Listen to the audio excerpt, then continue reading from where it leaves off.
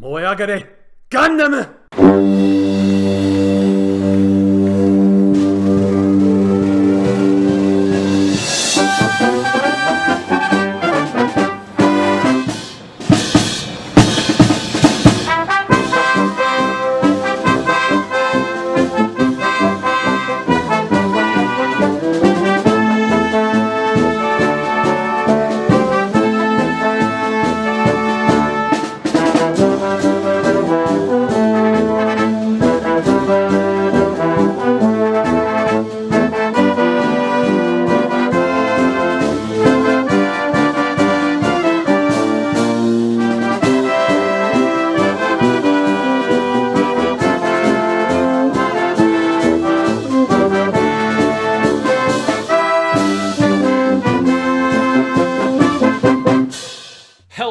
Welcome to Weekly Suit Gundam, the special bonus podcast brought to you by the folks at the Weekly Stuff Podcast. I am Sean Chapman. And I'm Jonathan Lack.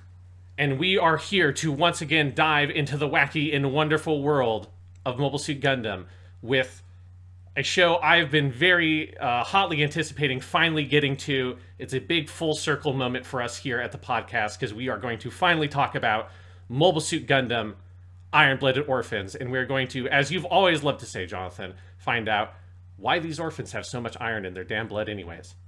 It's because they're from Mars. I've actually known that for years. Yes. The first time I ever made that joke, Sean told me, it's like, Jonathan, they're from Mars, and it's the iron in the soil. It's like, that's the joke. And it's not the joke, it's where that comes from. And I went, oh, okay. But then I just kept making the joke because I found it kind of funny. That joke is being retired. We are taking it out back after today's podcast and shooting it. It's going to be an Old Yeller-style moment. We're putting it down. It has gone out to pasture.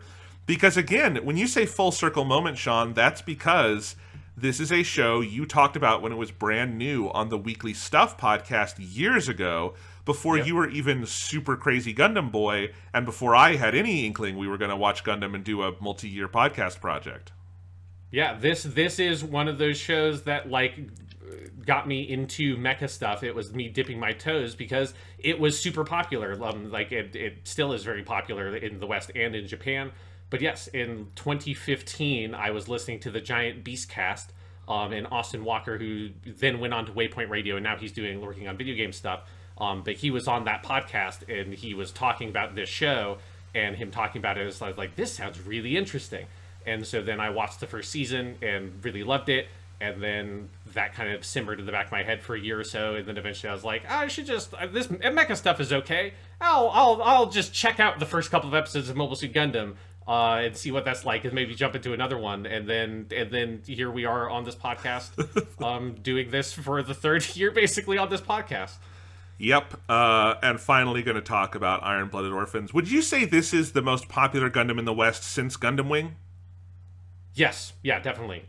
Because this hit with Crunchyroll and the rest of this is like the anime streaming Gundam, right? It's like this and Unicorn on Netflix. Because this was one of the most popular shows on Crunchyroll while it was still airing. And it's still I feel like it pops up sometimes in like the popular list because it's really well liked because it's a great show, and it's a very like modern anime take on Gundam that works incredibly well, and it fits the streaming model super well. And it was like nearly simulcast, and it was the first Gundam show to be like that, where it was a 1 week lag, but it was nearly coming out at the same time over here as it was coming out in Japan. Which had obviously not happened before because it was like one of the first times that was happening. Like now, you don't even have the 1 week delay for that kind of thing. Now it is just like more or less same day. You're just getting it with subtitles over here if it's a Crunchyroll show.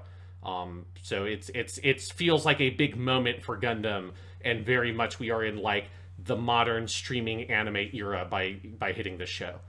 Yeah, and I'll just say anecdotally, I've been teaching this giant robots on film club class at the University of Iowa, and this is the Gundam people know if they've seen any Gundam. None of them had seen like the movies in the original series before, but when I talked about Gundam and stuff, there were people who they're like, oh, I've seen Iron-Blooded Orphans, that's a Gundam show. But again, I think they see it less as like it's a big Gundam show than it's Iron-Blooded Orphans. It's like its own thing. And when I said a couple weeks ago to them, oh, I just started watching Iron-Blooded Orphans, it was funny how many people in the audience had like things to say about it, and that was kind of interesting. So yeah, this is like a Gundam sort of more. I mean, we're talking about it 6 years later, but it is more of the zeitgeist.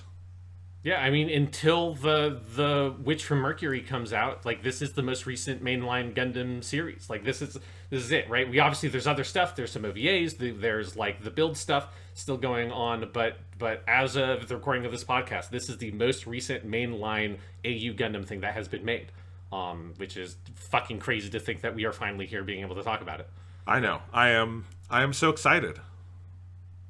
So yeah, so what are your just general impressions, Jonathan, before we get into shit?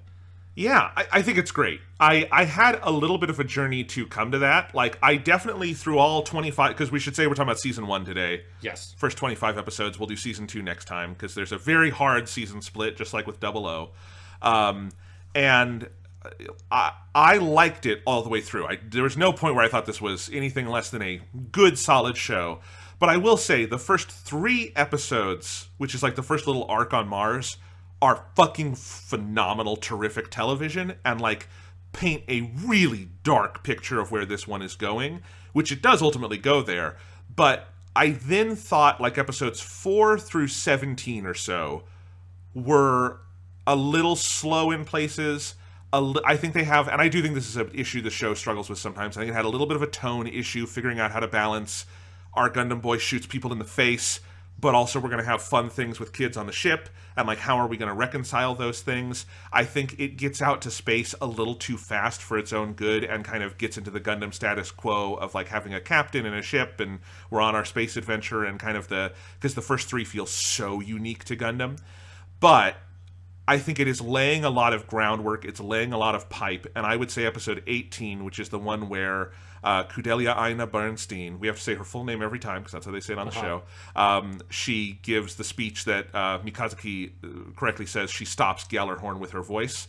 That is the episode to me where Iron-Blooded Orphans clicks fully into place, and I think from there to you have that, then you have one of the best Earth re-entry episodes in all of Gundam, and then you have the final arc on Earth, and it is just straight fucking 10 out of 10 fire for that last run, and it is extremely cumulative in a sense that there's a lot of threads of stuff that like kind of annoyed me because it felt vestigial and undeveloped early on, like a lot of the stuff with McGillis and Galileo, and then like I actually now would say McGillis is like maybe the best Char clone, yes. And like one of the best villains in Gundam, but like you have to wait for it, and so that is my way of saying, like, I didn't tweet about this show a lot because I did not necessarily have a strong opinion, other than there were a lot of things going on I liked, but the show is a little diffuse around the middle, and once it snaps into place and really starts playing on how much I've come to care for Mikazuki and Orga, and how invested I am in Kudelia's arc of like growth as a leader, and like Orga's arc of growth as like a military leader, and in like what the fuck is McGillis up to, and all of this stuff, and when it really pulls the strings on all of that, it pulls it so well. I think this is just a stupendous 25 episode season of television. Awesome. Yes, I'm very glad that you really liked it, because I was a little bit nervous about the fact that you like never tweeted about it, because I was like, oh god, does Jonathan secretly hate Iron-Blooded Orphans? Like, is this, because that would have absolutely broken my heart, because I really love this show. Because this is the 3rd time I've watched it, and each time I've watched it, I've liked it more and more, because I do think it's an absolutely phenomenal show. And for me, I think what's interesting about Iron-Blooded Orphans is that, like, I originally came at this show as not a Gundam person, but as a fan of the team that made this show, which we'll get into all that when we talk about, like, the background of it. But the people who made the show, specifically the director and writer pair, who are most famous for the show Anohana, like, I really like their stuff, and particularly the writer, I really love her stuff.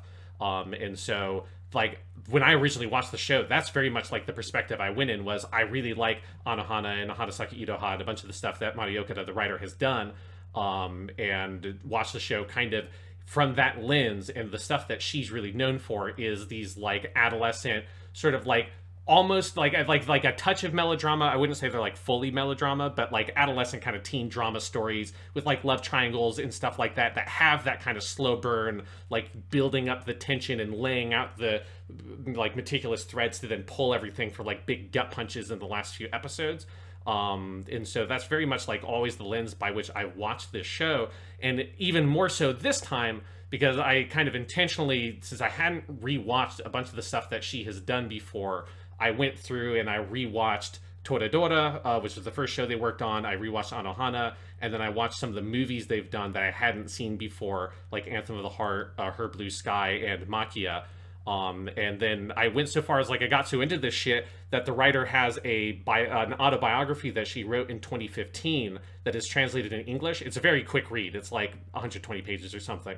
And I bought that and I read that autobiography because I think her work is so like spectacular. I think she's like one of the most interesting creative figures working in the modern anime industry. And again, we'll talk about more of that in the history of the show. But that's kind of like the lens I come to with Iron-Blooded Orphans, and watching it this time with like having gone through that of rewatching a bunch of the stuff that this team had kind of made before they came into Gundam.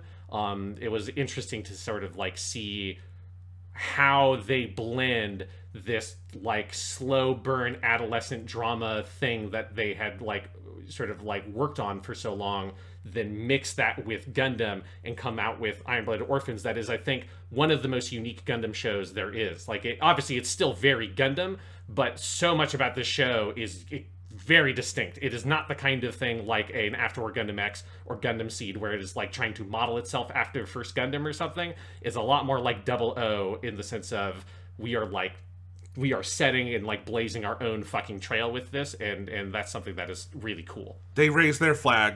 They raise their own flag. It is, no, and you're absolutely right. It is, I make a joke there, but it is a super unique Gundam, and it is one of the most different of all of the AU shows. It is, I do think it's interesting that this is another 2000s Gundam that does rework some ideas from Gundam Wing, and I do kind of love the, like, Gundam Wing is not a good Gundam show, but it has this, like, just giant footprint in, like, it had these great ideas that it didn't do good with, so other shows have, like, taken those and run with them, and I think this show does a little bit of that, too. So it has some overlap with Double O in those places, I think. But yeah, it's super unique, even just on the level of action, you know, stuff like there's no beam sabers in Iron-Blooded Orphans. They use a bunch of heavy, blunt objects and beat people to death with them. Yep. And it's fucking violent. Like, this is by far the most violent Gundam show. Oh, yeah. But it's a great series. And I think you talk about that slow burn quality. I should be clear. I don't think that those middle episodes are bad. My point was that I wasn't sure what to think yet. And, like, there are a couple little things I could complain about, but overall, when I look at the season in its totality now that I've finished it, I go, okay, they did it. They were very clear and intentional in how they laid this thing out. And, my God, I really don't know how you can get to the end of this season and not be unmoved by what it is doing, because it is taking some fucking swings. Yeah, and it is really nice watching, like, this season and doing the thing we're doing, like we did with Double O, doing the season separately, because this one in particular, it's very intentional. Season 1 sets up, hey, we meet this lady, Kudelia, she wants to go to the Earth, she's hiring this PMC to do it. At the end of the show is, we got to Earth, and we have done the thing that she wanted to do in episode 1, and there's something really nice about, like, the overall plot. This is very much a season-long story, which is one of the things that makes it feel very, like, modern anime in its approach, that it is looking at it on that kind of season-based level. Yeah, it's even more stark than Double O, because like we said about Double O season 1, like, if something terrible had happened and there was no Double O season 2, this would still be really good, and that's true, but Double O season 1 still has, like, a lot of very clear things that are not resolved, you know? And Iron-Blooded Orphans, the biggest thing it sets up is what Mick Gillis is up to, but otherwise, like, it could end here. It tells a very complete story. It gestures towards the future, but it really does start. It has a beginning, middle, and end to this season that's very stark, and is part of what makes it so fucking satisfying to watch. Absolutely. So do you want to jump into the history? How we get here with the Iron-Blooded Orphans? Let's do it, because I'm super interested in it. I want to hear what you have to say on this one. Yeah. So this show actually starts its sort of origin in 2010 with the sort of like sunsetting of Double O Gundam. So the producer Masakazu Ogawa at Sunrise, who was an assistant producer on Double O, and then he also then is the main producer on the Build Fighter series and on Gundam Age.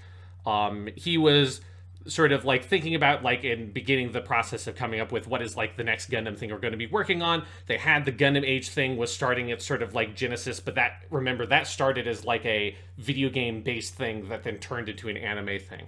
So he was looking at what is there going to be our next mainline Gundam series, and he came up with the idea of Double O was this very political, like, big picture story that was interested in, like, the world and, like, the machinations that motivated the world.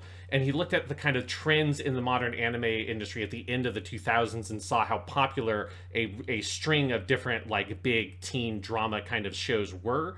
And he saw that and he was like, well, that fits with Gundam. Like, let's get someone who makes one of those kinds of shows and let's like bring that into Gundam, because that kind of show is really, really popular with Gundam's core demographic, which is teens and early 20s. And so he goes out, and in 2010 he goes and talks to the director Tatsuyuki Nagai, who at that point would have been most famous for directing an adaptation of a series of novels called Toradora, which is an incredible show. I rewatched it kind of in the lead up to watching through Iron-Blooded Orphans again. And if you were like a high school romantic drama kind of shows, Toradora is like a modern classic in that genre. It's utterly phenomenal, and it was like hugely popular in 2008 when that show concluded. And then the director from that show, the guy was also then working on a show called A Certain Scientific Railgun, which is also very good. That's basically about like a group of teen girls who have like superpowers in a world where like a bunch of people have superpowers, and it's a combination of them going about their daily life doing teen girl stuff and then also getting the big superpower battles. So that, like, the combination of those two shows kind of meant Ogawa wanted to reach out to Nagai. Nagai was also a long time, like lifetime fan of Gundam and had always really wanted to work on a Gundam series. And so Ogawa and Nagai then start discussions about creating this new Gundam show that would eventually become Iron-Blooded Orphans. They begin sort of like drafting out ideas and some like of like the mech designs and things like that. But then for scheduling reasons of like the Gundam Age project started like really picking up steam, they kind of tabled that show for a little bit, and both parties went off to go work on their own stuff, because at that time the guy got a call from his writer on the Toradora adaptation, Mari Okada, who had just gotten a proposal accepted at an anime studio for a fully original show written by her. That is like a very rare thing in anime to have a writer-driven show, and it's one of the things that's really remarkable about Mari Okada's career is that she's had that opportunity multiple times because she's a really, really, really skilled screenplay writer in anime. So she got this sort of proposal through for Anohana, the flower we saw that day, or we still don't know the name of the flower we saw that day is the direct translation of the Japanese title. And so she wanted to work with her old partners on Anohana together. And so he accepted that proposal, went off to go work on that in 2011. And so then he formed this group of sort of three creators then. It's the director Tatsuyuki Nagai, writer Mari Okada, and then character designer and animator Masayoshi Tanaka, who had all worked together as the three main creative leads on Toradora. They came together to make Anohana and formed a group called the Super Peacebusters, named after a group of characters in that show that they have then gone on to work on multiple other projects together, most notably Anthem of the Heart, which is a movie in 2015, and then also Her Blue Sky, which is a movie in 2018, both those movies being really, really great. So they go off, they make Anohana, and Anohana is a massive, massive hit, and is like, if you're thinking of that kind of youth, or like you call in Japan a seishun drama, that kind of adolescent drama with love triangles and like this very kind of like mushy, emotional kind of core, and that really kind of emotional gut punch kind of show. In my mind, Anohana is like the platonic ideal of that kind of show from this period. Like, it is exactly the kind of thing that Ogawa like was wanting to kind of replicate with Iron-Blooded Orphans, and Anohana is a massive hit. The movie is a massive hit. It's a really popular kind of like modern classic show that like a lot of like basically everybody sees at some point because it's so good. And so it's an interesting thing of where the like the Gundam Age coming about kind of was this like perfect thing of causing this sort of delay that then freed up Nagai's schedule to go off and do Anohana, which then works out great because now there's a lot more clout coming into Iron-Blooded Orphans with that, the Anohana in its movie, like sort of in his repertoire now. So I was also Anohana, oh sorry yeah, go ahead.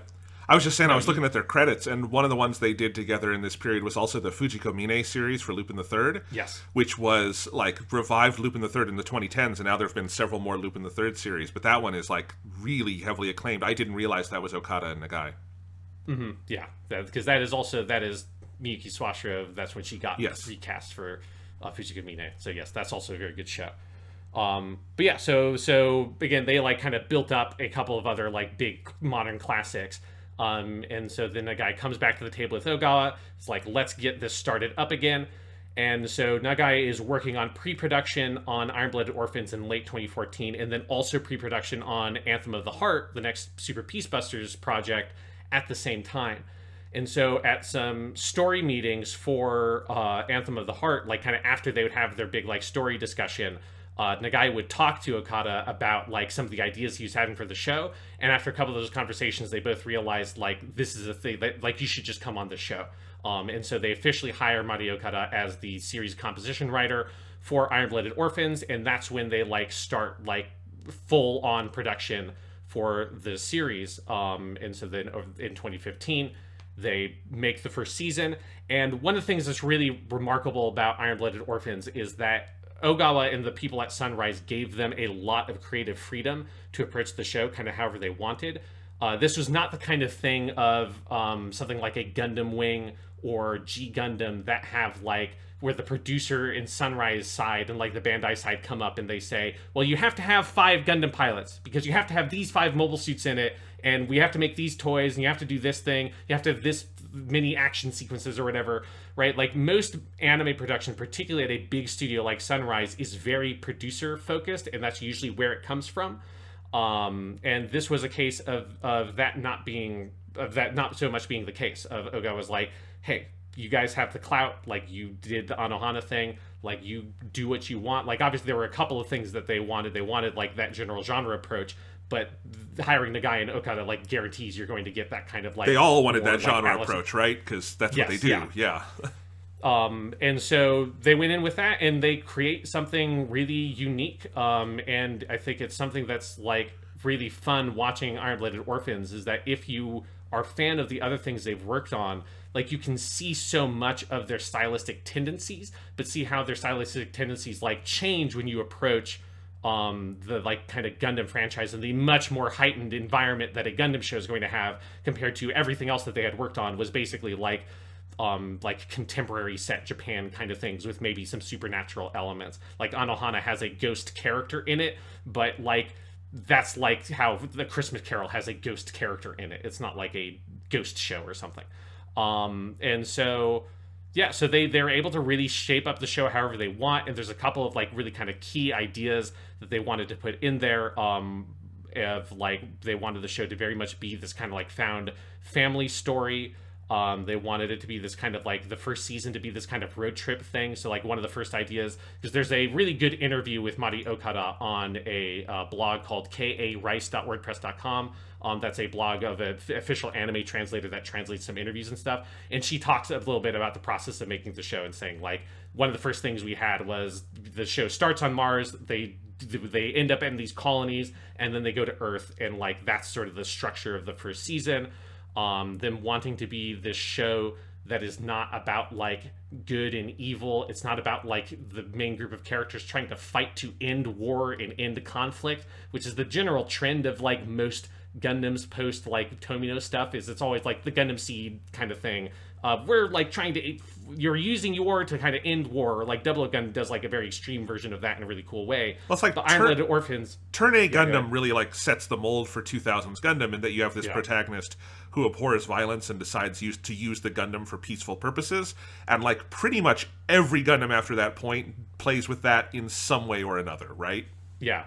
And Iron-Blooded Orphans, they specifically wanted to do something different. And so their group of characters is like, it's not that they're trying to fight to end war. Like, war is their life because they are child soldiers. So this idea of taking the child soldier theme that has been like a necessary part of Gundam forever, right? Like, because I mean, the reason why it's there is because Amuro has to be 15 years old in the original Gundam, because it's a show that's supposed to be for teenagers and like young kids. And so you have to have a kid character. And so and when you have to have a kid character, but you also want to tell a serious war story, then by necessity, Amuro becomes a child soldier, right? And so some Gundam series, like Victory Gundam, is very interested in like telling a story about child soldiers. Some Gundam series, like Gundam Seed, it's just sort of a thing, and they don't talk about it too much because it becomes uncomfortable. Iron-Blooded Orphans was like, we want to tell a story about characters that are child soldiers, about orphans, about people who have like nowhere else to go, that like war and conflict has shaped their entire life, and they don't know anything else. And it's a story that's much more about like their lives and sort of exploring the day-to-day lives of those kinds of characters, rather than telling a big narrative about them fighting some battle that changes the world and ends conflict forever. It's much more of that, like, it's about the journey, it's not about the destination kind of approach, which is, again, very much comes from that adolescent drama thing. So one of the approaches that they do with Iron-Blooded Orphans is that there is by far the largest quantity of episodes of any Gundam show that has no action scenes in the show, right? Like, you'll go to, I think there's maybe a stretch where you go 3 episodes in a row where there's, like, basically almost nobody even gets in a mobile suit, but there's certainly no giant action scenes. And it's very rare, other than, like, when you get to the very end of the show, to have like 2 big action episodes in a row. Like, it's very much, here's a bunch of character building episodes about their life on the ship and like doing what they're doing, and then it like exploding into a big action scene, and then you go back to the character focused mode. And that's like part of that kind of teen drama thing they wanted to capture. And then the result is that Iron-Blooded Orphans is like hugely popular. Like, it was super popular coming out.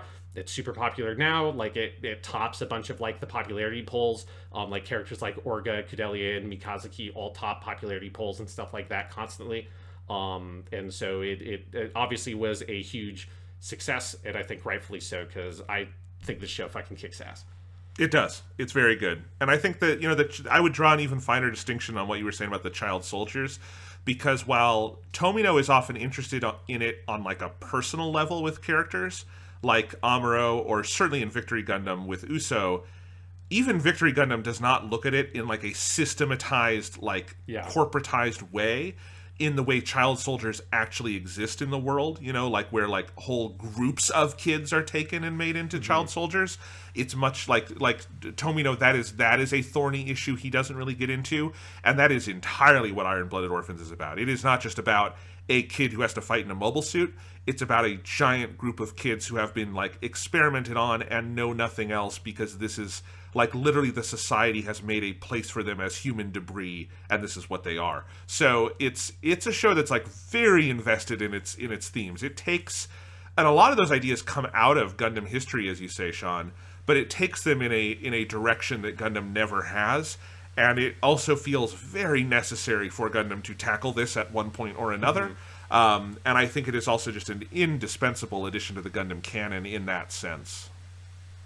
Yeah, and then the other huge thing it does, and this is like in a less sort of like serious thematic way, but just in sort of like a really interesting show construction way, is that there is this intentional choice of like the core of the show. And I think this is like Tatsuyuki Nagai's idea, and then like the dynamics of how this worked out very much came out of him working with Okada and like kind of workshopping it, was he wanted it to be this dual protagonist thing of where the show was as much about the captain as it was about the Gundam boy.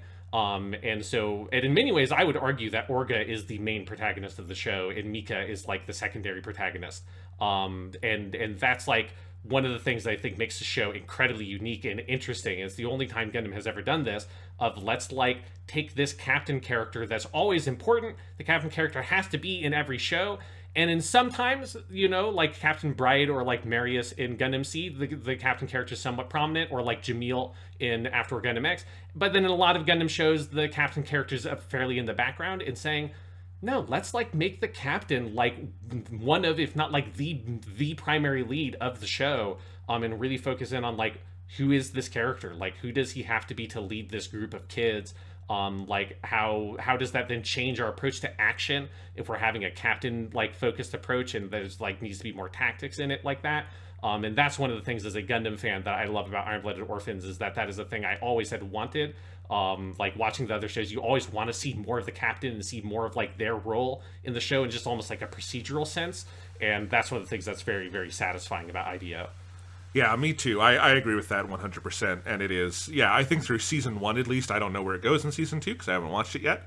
But I would probably agree with your assessment. Like, Mikazuki has a lot going on, but Orga is the one with the more like traditional like televisual arc going on through the 25 episodes in terms of where he starts and where he ends.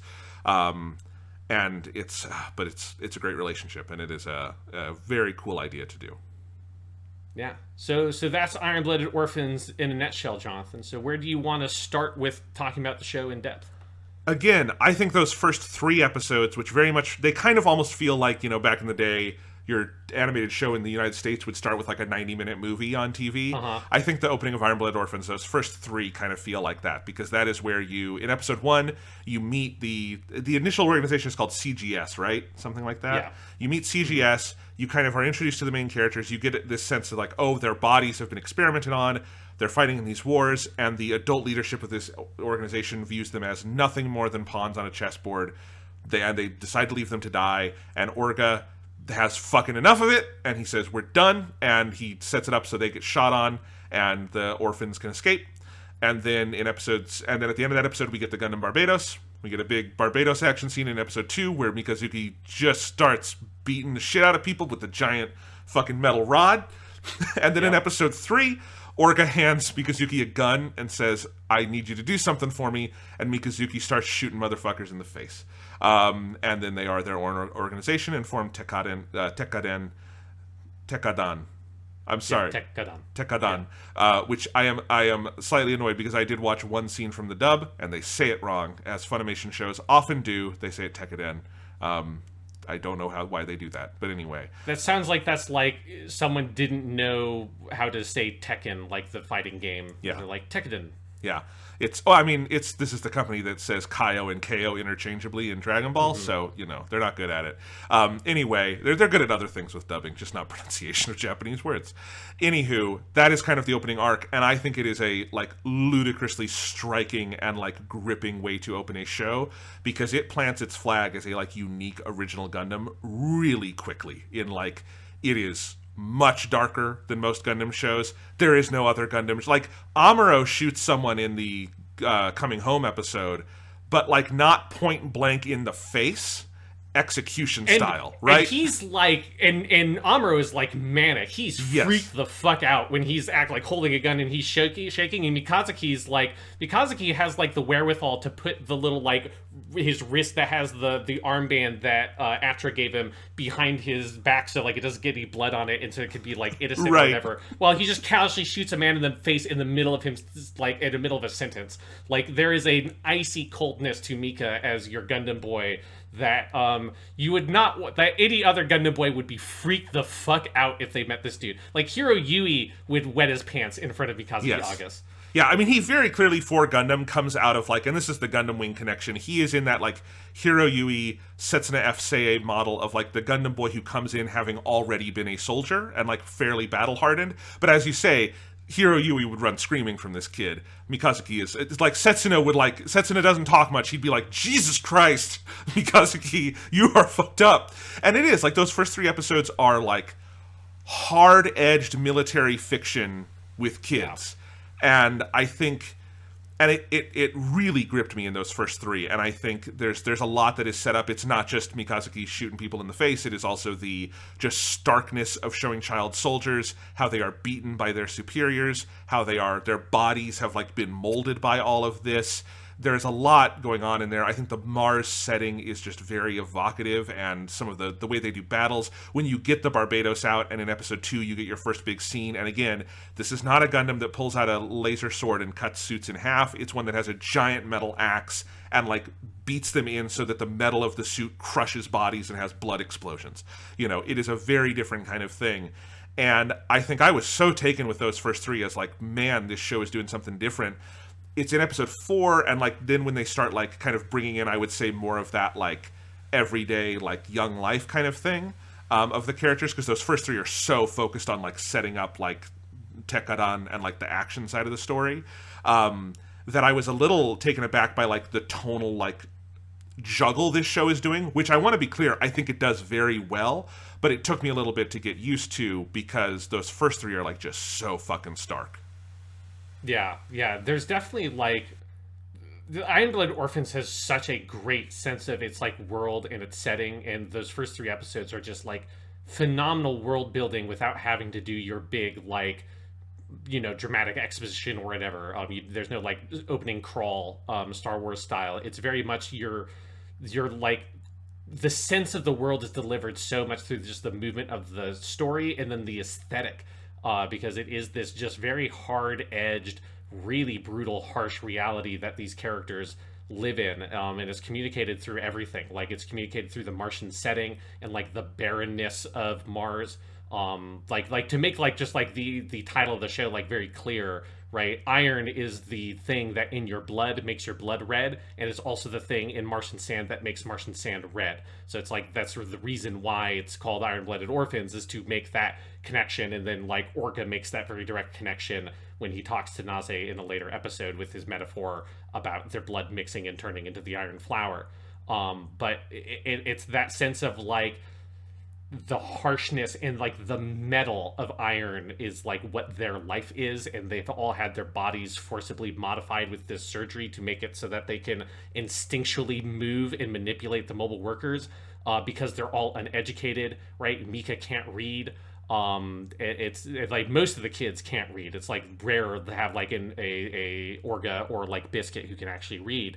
And then there's this like casual like connection to death that all of them have, of like the risk taking, and this is like they know that they probably don't have much of a future, and the iciness with which that they can kill other people, that just immediately sets it apart. And the other part of that is the very harsh mechanical design of everything, as you're pointing out. There's no beam sabers. It's not about mobile suits exploding. All of the mobile suit combat is based off of like armored combat in real life, right? So it's like they looked at stuff like medieval like European knights, and against a knight in plate mail, a sword is not very useful, which is where part of like the running gag of Mika not knowing what to do with this fucking sword is. It's like sword's not good for cutting through metal, and so that's why you have things like axes and maces and warhammers and stuff like that, is like you have harder, heavy bludgeoning weapons to either penetrate through the armor or just crush the armor, because if you don't need to like poke through it and cut the person, you can just smush them in their own metal casing. And like that's the approach that Iron-Blooded Orphans takes, is when people die, they get crushed to death in their cockpits, which is fucking brutal, but is like probably what would actually happen. It's like getting in a car crash or something is what happens to these people.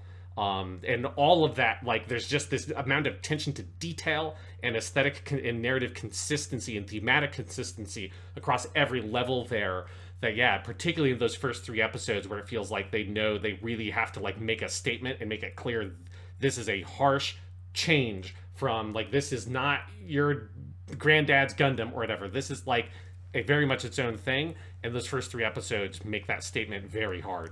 Yeah, I mean, it's incredible. I think it lays out so much of what the show's aesthetic priorities are going to be. Like that first Gundam Barbados fight, I don't even know if it's like one of the best in the whole series, but it shows you like how different fights are going to be in Iron-Blooded Orphans. The stuff in the first episode that is more about Orga and the tactics of the battlefield show you how much like battle tactics are going to be a part here. Kind of like they are in Double O with Sumeragi Lee Noriega, but like even heavier, because Sumeragi is not the main character of Double O, right? And Orga is at the very least like character 1B, and we could argue he's 1A.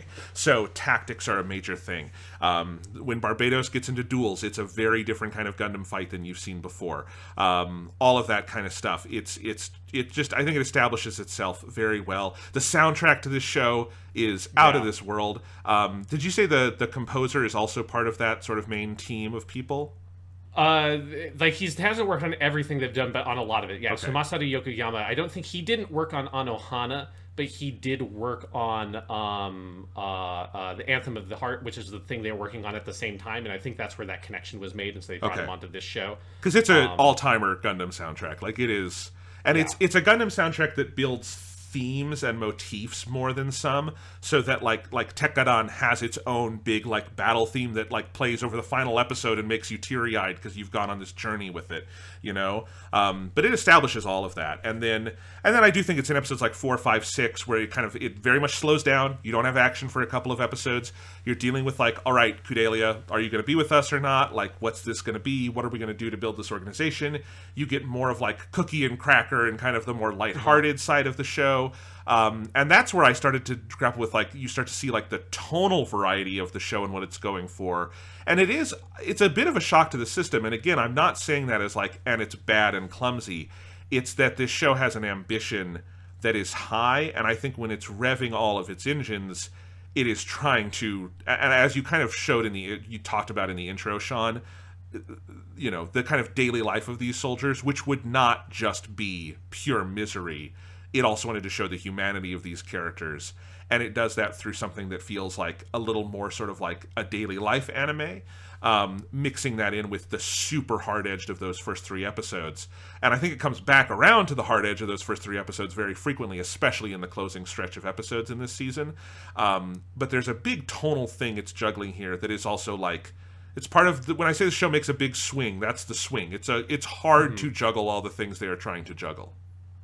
Yeah, I think there's like a thing, and it's something where in the last episode it makes this very poignant of you know, in the last episode, after all this shit has happened and a bunch of characters have died and stuff like that, and they kind of win the big battle, and then Maribit says, I was worried. She sees a couple of the little kids laughing and says, I was worried they wouldn't be able to go back.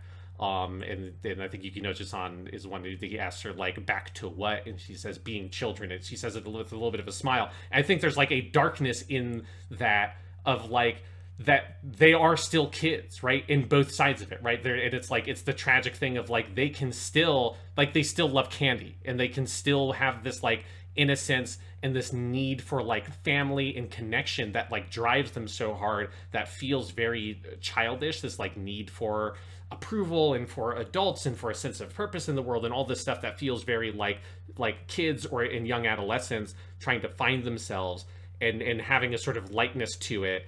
Well, also, like, the reality of their life is that it is fucking brutal and they're probably, you know, going to die the next day. They have no idea, right? Like, they're living on the knife's edge constantly, but they have always been living like that, right? It's like the other characters like Maribit, who come from a life where presumably like Kudelia and stuff, where their life has been, you know, not to say that they had no hardships, but they didn't live in poverty without any, like, buddy to support them and having to live their life on the street and being abused.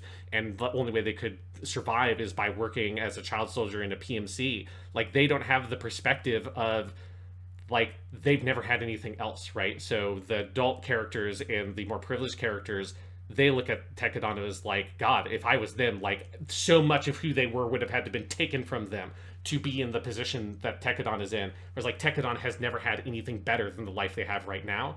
And that's part of, I think, that dynamic that's being played with having your more daily life. Like, here's the episode where they all go, like, Kudelia starts teaching them how to read. Or it's like, here's the episode where they go shopping.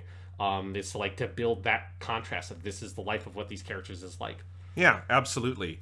And and if it feels uncomfortable in places over the course of the season, I think largely that's because it's supposed to. This is not something that's supposed to make you feel comfortable. If there is a bit of a tonal dissonance between Mikazuki crushing people to death in the blackness of space and then going back and learning to read with Kudelia, again, I don't think that's like Mari Okada and everyone are like unaware of that tonal dissonance. It's not really dissonance. If it is, it's a very intentional one because it is part of the tapestry that this show is painting. And I think the moment you isolate with Maribit is very much one of those kind of pull the strings moment at the end of the show where all of those threads come together and you see the overall thrust of what it is doing. Because I think part of one of the smartest and most daring things I think Iron-Blooded Orphans does, again, at least in this first season, I don't know where it goes in season 2, but in this first season, it's not about them not being child soldiers anymore.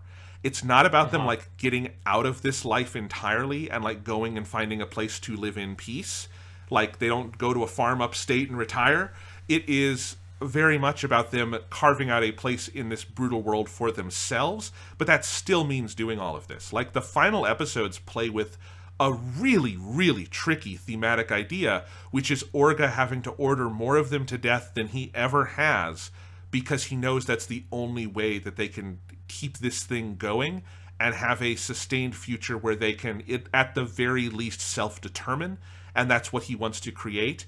And one of the things that makes that most stark is that when he says that to the other characters, they get it. It's like Mary Bit as our audience stand-in. If you're privileged enough to be sitting at home watching anime, you're more privileged than the characters on screen, right? Being the one who's sort of horrified by this, and it does view it as something heroic what they're doing in a tragic setting, but heroic in the sense of they are creating their own self-determination.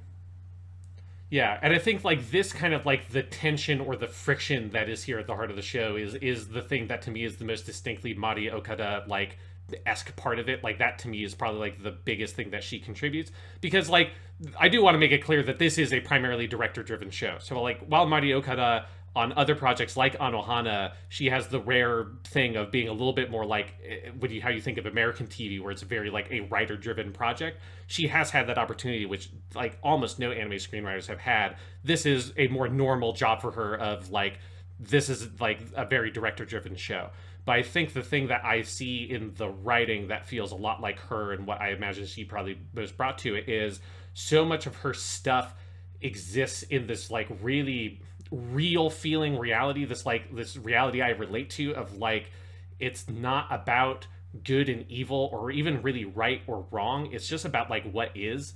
And so that's for more normal shows that aren't about child soldiers and like mechs and stuff like that. It's more about like, you know, you might have a crush on someone at school, but you can't be in a relationship with that person. And it just sucks. And there's nothing you can do about it. It's like, it just sucks. And like sometimes life just sucks, and it might be emotionally devastating to you, and it might rip you apart inside, but you have no choice but to just live with it and try to find a way to move forward, and it's just going to fucking suck. And there's nobody's wrong. There's nothing really wrong about it. It's not that you made a mistake or something, but you have to just sort of live with that reality and come to accept that reality and find a way to move forward in that reality. And that's like one of the main themes in a lot of her stories. And I see that so much in Iron-Blooded Orphans of like, there's nothing you can do. There's like, the reality of the matter is that like these kids don't have a family. They don't know what it is like to have a family. They don't know like what another option could possibly be. They can't see or envision or understand a life for themselves that is outside the context of conflict and things like that. And so it's like when you're a character like Maribit on the sidelines, it's brutal. Because as she says like multiple times, like what can she do? Like she hurts so much and she wants to do it. And I think you as the audience, it's supposed to be in the same place. If you're looking at this, it's like, I want you characters that I love so much to be in a situation that is not this, where you can be happy and you don't have to risk your life for like meager returns and stuff like that, and where you can, you know, be happy. But that's just not an option, because oftentimes in real life, there is no such thing as a happy ending. There's no fairy tale. It's just like, you just have to fucking deal with it. I think particularly like me having worked with a lot of kids in like a very like low income community as a high school teacher, like there is something about the mindset that that Tekkadan has that I think is like very real. And there's something that is like this really harsh kind of like life lesson you have to take of like, you can't fix their lives. You can't like, there's no way to make everything perfect. It's like, some people, and sometimes like us, you just have to live through a shitty situation because that's what life is. Well, this is a really happy podcast. We're not depressing anyone with this. No, I mean, it's true. And I've seen some pushback, interestingly, from, there's a small but vocal contingent of listeners I've heard from who do not like this show. And one of the things I've heard used is like calling it like torture porn, or that it's obsessively bleak or something, which is, it's not like I don't see where they're coming from, but I guess where I heavily disagree is that it has all of that, and yet the vein of humanity it illustrates is so rich, and I think some of that is the tonal variety the show strives for, in that there is a lot of humor and liveliness and just a sense of these people feel very real and like unto themselves. There's a world going on in this show that feels like it has a pulsing heartbeat that continues even when you're not looking at it. And yes, that is always contrasted with, there's a lot of death and destruction, and a lot of those kids who do cute things on the ship then go out and die almost nonchalantly in places in the final battle, right? And we just never see them again. And it, you know, it does, we talk about what it does to Biscuit is, you know, this show has it has an idea of where it's going, and it is not necessarily where other shows would go. But I think through all of that, the portrait of, humanity it paints is very vibrant, and saying it feels very human and paints a portrait of humanity does not mean it's positive all the time, right? But it feels very real and human in that sense of where its heart is coming from, and that is something that I think affects me very much watching it. Yeah. So what's other stuff about the first 3 episodes we want to dive into? Oh, I don't know. I think we covered like the main, things I wanted to say there. It's just, okay, one thing is the show opens with, and then this image becomes key to like the first opening, and then the second animation ending and stuff, and a lot of flashbacks throughout the show, is this moment, I guess, where Mikazuki and Orga meet as children. Mm-hmm. And that is like this sort of primal image that kind of the show keeps coming back to as the starting point of these two characters, one of whom decides they trust the other completely, and I think the other does that in turn, and then deciding they are going to move on to this place that is not really a physical place. And Mikazuki has basically decided from that day on that he will do anything for it, which means that in episode 3, when Orga hands him the gun, we don't need to see the scene where Orga tells him what to do, and we don't need to see the scene of Mikazuki like thinking about it, because he doesn't think about it. He's going to do whatever Orga tells him to do. And it comes back in a very striking piece of dialogue near the end of the show after Biscuit's death, where he says, "Who do you want me to kill? Who do I kill next? You have to be the one to tell me, or you're not doing your job." And I think that starting point the show has, which it keeps looping back around to, is a very powerful idea. Yeah, I think, let's just like dive into that dynamic, because I think it is like one of the core things to the show is this choice to split your protagonist role across these two characters, Orga the captain and Mika the Gundam boy, our Gundam pilot. And they're in the show, I think like one of its major themes is about this like really rich and kind of frightening tension between those two characters, right? Where I think one of the things I see in their relationship so much is like there is that brutal reality of like what Orga wants more than anything is to find, for Mika specifically, but for everybody in Tekkadan, to build them. The Japanese word they use is ibasho, which they translate usually as like place of belonging. You can also translate it as like home, but like where a place where you can just be, basically would be the most direct translation of it. And that's like at the end of this season, that's where it comes around to Mika re-asking that question, like, is this our place where we belong? And Orga answers, yes, it's one of them. But so Orga has that motivation of he wants to find a home or a place where Mika and these other kids can belong, and he's told that to Mika. And we don't see the scene of like who it is or why that Mikazuki has shot someone in that flashback with a pistol. Presumably, I think it's heavily implied that is the first time Mikazuki has ever killed anybody, and he's shot and killed a man for reasons we don't know. But it's clear that it's just like this was something they had to do to survive. This was an important turning point where now Orga and Mika have this like a pact made in blood that Orga is going to lead Mika to a place where he can just belong. Whatever that means, and neither of them I think knows what that means, right? Orga tells him like, I don't know what it is, I don't know what it looks like, but I'm going to take you there anyways. And that sort of pact made in blood there means that like even though Orga just wants to find a place where they belong and he doesn't want to treat these kids like they're tools or weapons, he has no choice but to do that. And with Mikazuki specifically, like Mikazuki is basically a loaded gun pushing itself into Orga's hand, telling him, who should I kill next to get us to where we want to be? And the last thing that Orga ever wants to do is to pull that trigger, but he has no choice but to pull it. And that like fucking tension, that friction between those two characters is so harsh and brutal and rich, that it's one of my favorite parts of the show, that I've never seen a character dynamic in anything else quite like that. Because they are like the tightest relationship in the entire show, and yet the one that they kind of need to spend the least time establishing, right? Because it just exists. It's not like this is a show where every episode you end with, Mika in Orga's quarters, like having a briefing on, what the day was like, and like, man, I trust you so much, Orga. Like, they don't need to do any of that, right? It is just heavily implied, and you feel it throughout, because, again, the way they illustrate it to us is that opening flashback, and then episode 3 puts the gun in his hand and he does it, and Mika is not. And the other side of that is Mika is not the one feeling bad about that. Orga is, right? Like, Mika is more than happy to... I'm just not happy doesn't enter into it, but he is more than ready to pull the trigger whenever he needs to, right?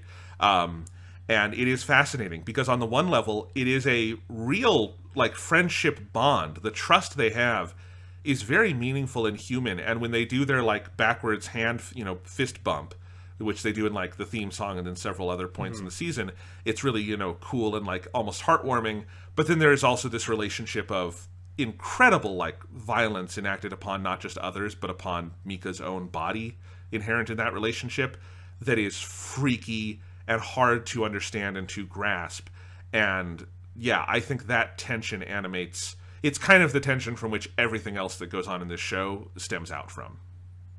Yeah, because it's a thing where like dramatically they've effectively, like, I feel like with Orga and Mika, they've taken one character and split them into two parts, right? Yeah. That's like when they go and become an official part of Teiwaz at the fucking Yakuza, like, I love it. Sakezuke, which there's more Mafia Yakuza type stuff in season 2. That's kind of they go even heavier on that shit. It's really great. But Naze gives kanji to Orga's name, and he gives both the ga in August, Mikazuki August, and the ga in Orga is the, like, waga, which is, like, means me or I, and that is, like, the shared kanji that is in both of their names. And then also there's a scene where I think Kudelia says to Mikazuki, like, oh, you and Orga are like brothers.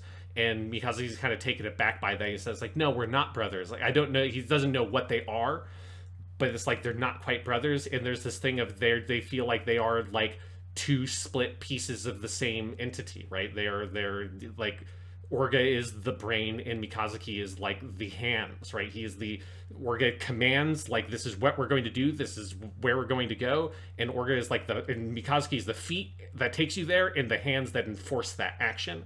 And that's where it's not pleasant and it's not nice, and it is, like, brutal on Orga in particular because he doesn't want to do any of it and it scares the shit out of him. But he has no choice but to do it. Yeah, exactly. I think that's a good way to put it. Obviously, dramatically, they also do give them their own personalities and relationships and all of this stuff, which is really important because if it got too bogged down in the metaphor, I don't think those characters would work. But I absolutely, on a dramatic level, that is sort of how it functions. And I think, we can... Do you want to just talk about these two characters as we start to break some of this down? Yeah, because, I mean, Mikazuki is a fucking fascinating Gundam boy. Because he is, like, and I have no idea how much, like, Mari Okada and, what's the name of the director? Tatsuyuki Nagai. Yeah, Tatsuyuki Nagai. I have no idea if they had seen all of the Gundam stuff I'm going to reference, but, like, as we're doing this podcast, it's good to reference other Gundam. Mika does feel like he comes from the lineage of, like, Hiro Yui in Gundam Wing, who is our first Gundam boy, who's, like, been a soldier for a while by the time we see him, and is sort of battle-hardened, but Hiro Yui is just... He's supposed to signify cool, and he has no interiority. Then there is Setsuna F. Seiei, who we fucking love in 00, who is also our battle-hardened boy-soldier kind of thing. But Mika is quite a bit different than either of those. And I think specifically he's interesting to compare next to Setsuna, who they are all kind of come from the same mold in that they don't talk a lot. They're fairly reserved. You often, like, don't exactly know what they're thinking. But where Setsuna is quiet, I think there's a lot going on inside his head at all times and inside his heart, and he ultimately is more of a, like, feeling person than I think we know at the beginning. Whereas Mika, what's disturbing about him as a character is I don't know if there's that much going on. Like, and I don't mean he's stupid or, like, that lacks a heart and humanity entirely, but it's that he's very singularly focused, and he does not have any of those compunctions about killing that other Gundam characters have. He is almost like the polar opposite of your, like, Lauren Sayhack or any of the other Gundam boys from the 2000s who, like, refuse to kill. He's the opposite. It's like, I'm going to kill extra people. I'm going to do whatever I have to do to get us out of this. There's the episode where he goes after Karda Ishu, and she's trying to set up a duel, and he's just like, shut the fuck up, and goes and kills them all, That's the kind of character he is. And yet he does have And so that side of him can be very disturbing.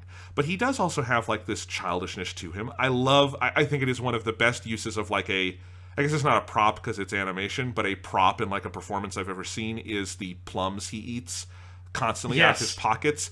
Is such a genius little character touch because it humanizes him so much that like really that's kind of the only thing he likes to eat. And it's this little vice he has. It's a healthy vice. It's just this little thing he does. And he likes to people watch, I think you get a sense of. He's interested in other people. He does genuinely like other characters. He is not buried within himself like Setsuna, where he doesn't want to form relationships. He's more than happy to be a friend to Kudelia and the other people on the ship. He just also has absolutely no compunctions whatsoever in the world about what his job is when he gets behind the wheel of the Gundam, you know? Yeah, I feel like Mika is basically the kind of person that Setsuna wishes that he was, or like pretends that he was. Yes, that's right? a good way to put it, yeah. Like Setsuna is like playing, and we talked about this in Double A, he's like playing this idea that he has no emotions, and he's just this brutal killer child soldier, but he's obsessed with the moment when he killed his own parents, right? And he can't escape it. And it's like one of the main things in that show is that he is not this unfeeling murderer. He's the exact opposite of that thing, and he needs to stop pretending. And once he stops pretending, then he becomes the innovator or whatever, and he accesses his like new type or like level like super consciousness. Whereas like Mika, I read him as he's like a psychopath. Like he's a psychopathic character in a more like sort of grounded way of he's not, you know, the Joker. But he is like, while he is able to form like basic relationships with other characters, you see that with like obviously his relationship with Orga is the most extreme version of that. But it's also like toxic is like hard to say there, but it's like it has toxic elements. Like he and Orga push each other to extremes that is very frightening and dangerous. But it also there's a real trust and bond there, and there's clearly like a lot of like a real relationship between him and Atra and him and Kudelia. But there is always this sense with Mika, and in an interview with Mari Okada, she just puts it very specifically of like that there's a hole in him. There's like something missing, and he is super perceptive while he is not like book smart, right? In the sense that he literally can't read at the beginning of the show. He has like a frightening level of perceptiveness with other people, like his ability to identify the chocolate man, as he calls McGillis, just by like the way that he pilots a mobile suit, or like just like hearing a couple of lines of dialogue from like other characters, like the Bodwin guy, Gaelio. He can tell immediately who that is, and it's like he is a very clever, fast, perceptive person that is also really skilled as a mobile suit pilot. But he doesn't extend that to like any like empathy for those people very directly, is what it feels like. His most empathy he has is this like kind of like dogged desire to sort of push the Tekkadan thing forward, and so he has this protectiveness for like the other members of Tekkadan and for Atra and Biscuit and stuff, but it's not the same way that like other characters on the ship like Shino or Orga or Biscuit show their empathy and affection for other people. So I think like at its core, what they're showing with Mika is like this is kind of what a genius like military pilot probably would actually be like. Like this is what your ace pilot would be. He would have to have no compunctions about killing another person. He would have to be so perceptive and like fast thinking without that level of empathy to be as effective as he is as a Gundam pilot. And there's something I think like instinctively frightening about that character and that characterization in a lot of sequences. Well, and of course they're drawing a direct comparison here between like the man and the machine, and the whole idea of him like he has taken that surgery on his back 3 times. In the grand tradition of Char, you know, Sanbai, he's done it 3 times. Yes. He is 3 times more powerful, but he is like very integrated into the Gundam. He and Barbatos kind of become one. His big moment in the finale is having Barbatos just send everything into him, right? And he loses parts of his actual physical body for it, and he's not bothered by it because he can still do his work, which he sees as central. Yeah, I think your analysis, I think you put it really well. I think I was a little afraid to break out the P word, psychopath, there. But you're right. I mean, he is psychopathic, and I think it's a good depiction of it because people think psychopath and they think the Joker or something, and like he doesn't have fun doing it necessarily. Although he questions it at moments, like is he enjoying it, right? But he's not doing it because like for the love of the game. it's because it's just that's what he does, right? And there's no need to question it. And I do think that colors his relationships with people really interestingly, because he does have the capacity to care for people, clearly, in the sense of, like, there are people he wants to protect, there are people he is upset when they die, but the way he is upset and the way he wants to protect and the way he loves people, and I do think he has love in the show for, like, Orga and characters like, and Kudelia to a certain degree. Like, his thing with Kudelia is he's fascinated by her more than anything, right? He's like, what is this woman who grew up so different than me, and her power is so different than mine? I have to be out here beating people to death with my giant metal axe, and she can stop Gjallarhorn with a couple of words over a microphone. He's, like, fucking fascinated with it, and there's a respect there that's very heavy, but I don't know how you translate that exactly to, like, love or amorous flirtation or anything like that, which Kudelia kind of has back to him. It's very interesting to kind of look at, because I think it's a very nuanced depiction of a character like that. I say character like this, I've never really seen a character like this done right, because I think usually when media tries to broach characters who have something missing like this, like some piece of emotion missing inside them, they really don't. Like, you know, like I think of, like, Sherlock trying to be like, and Sherlock Holmes is a high-functioning sociopath, and Sherlock Holmes is in his feelings more than anyone else on that show, you know?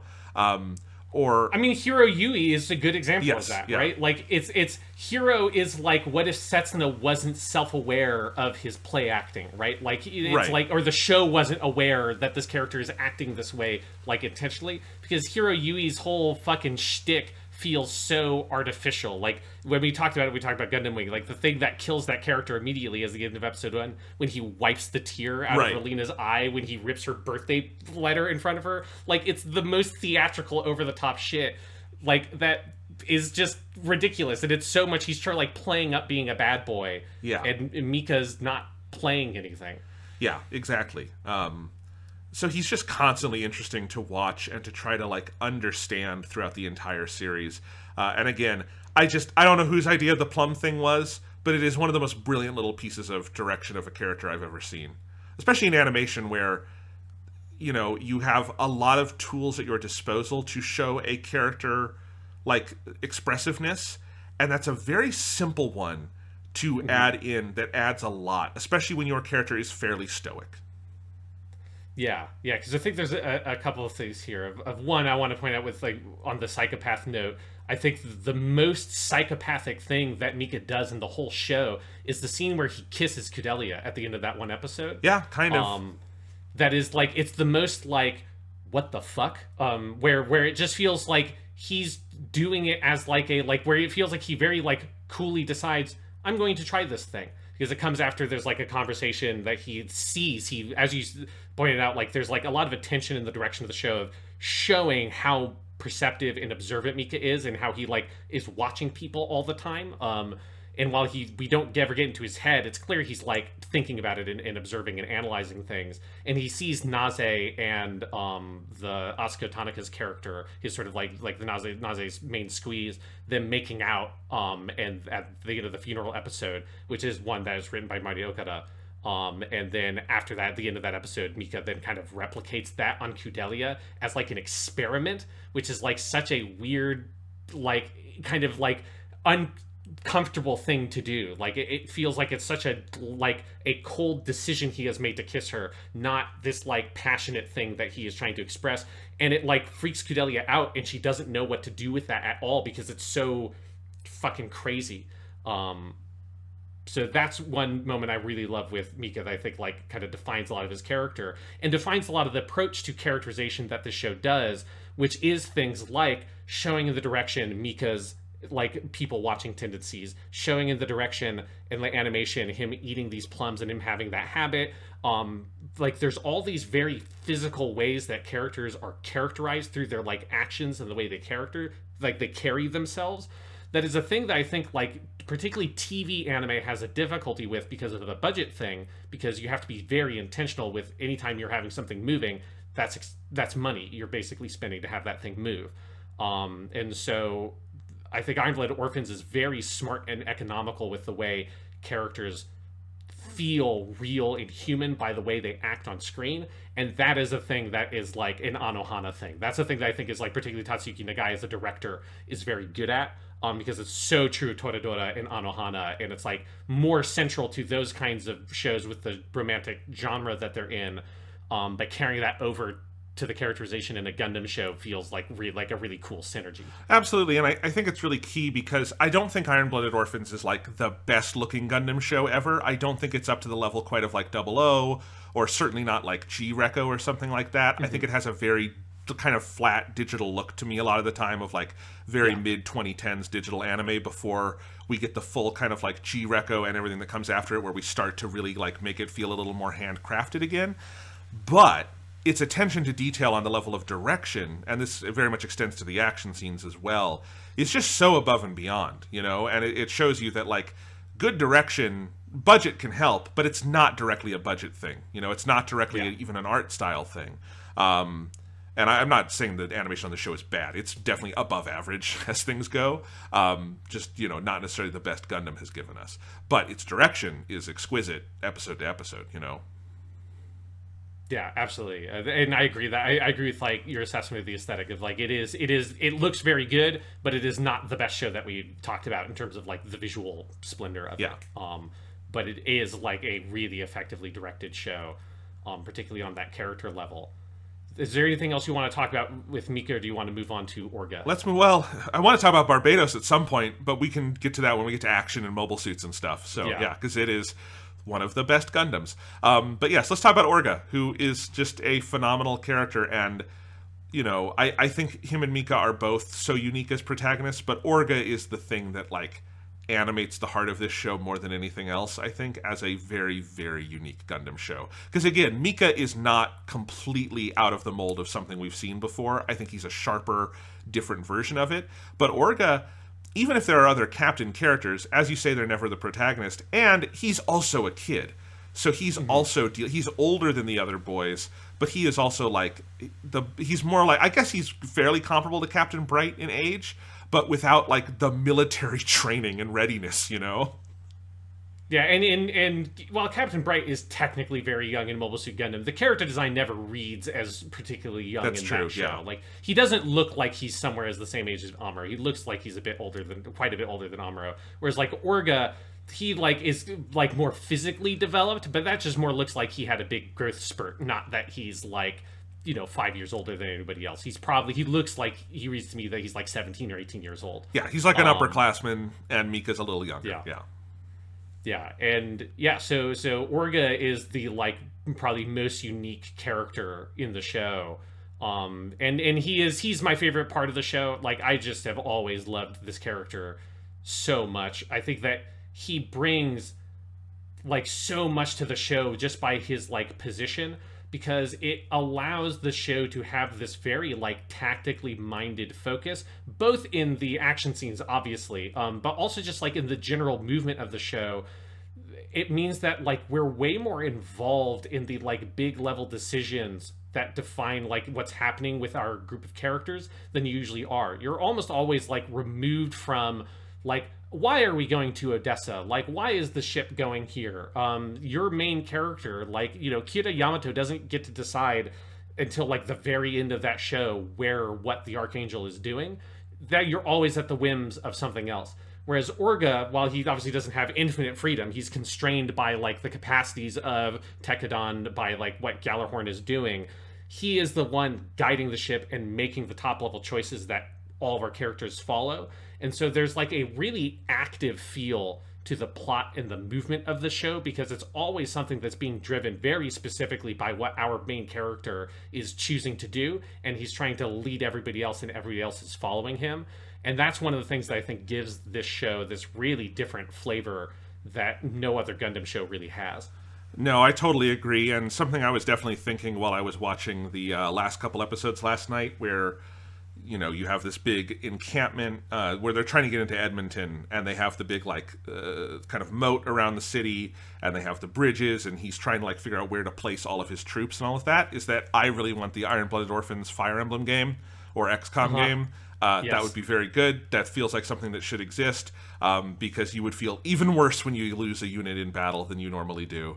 Holy crap. And then you would have Mika as just your, like, fucking knight in shining armor on the field, beating the shit out of people. Anyway, but yes, no, I think it's very true, and I love the tactical side of all of this kind of thing, as people well know. And it is, and I think you're right, it's not just in individual battles, but it is in the overall direction of the show. Because this first season is very focused. It is from the beginning. You know, episode 1, Kudelia comes in and CGS is going to take her to Earth. And you have some turmoil there because CGS ceases to exist, but then it is Tekkadan doing the job of getting her to Earth and then to Edmonton, and that is the goal for the whole show, and it is every step of the way figuring out how are we going to do that. Like, well, now we're out in space. We need someone to guide us to Earth. We need someone we can trust. What if we go to these space Yakuza? And if we become part of the space Yakuza, what do we have to do with all of this? And, you know, there's a lot of choices like that that are really interesting that have to be made.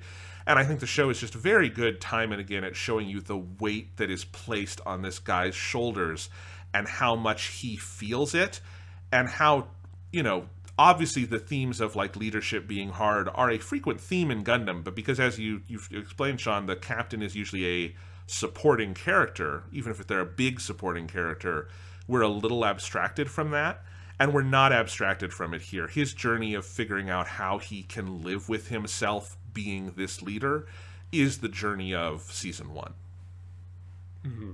Yeah, and it is that like way that he is both this, like, he's so deeply ingrained and has these, like, great relationships with everybody else in the crew, but he also is, like, has the most removed relationship from everybody else, right? And I think that's an interesting dynamic that is very much like he's the leader, right? So he has to have this certain amount of remove. I always find it interesting how much it's like, even though Mika has this, like, psychopathic element to his character, and he is this very cold character so much of the time, he's got like a what feels like a much closer relationship with other people. Like his relationships with Kudelia and Atra, to me, feel like they are more close, and this show, like, shows it more heavily than any relationship that Orga is able to have with anybody else, because he's, like, has to be a certain degree of isolated, right? Like, his relationship with Kudelia, there's, like, a friendliness there, but it has to be business oriented, right? Like, there's a certain wall that Orga won't, like, overstep with most characters, and there's something about that I think is very compelling, is seeing him having to manage this, like, I have to be the leader. Like, I have to be above and in front of everybody else. And that means that everybody else is at this distance, where there are lots of scenes where Orga just seems very lonely, right? And there's lots of moments where you'll, like, usually it's like Maribit,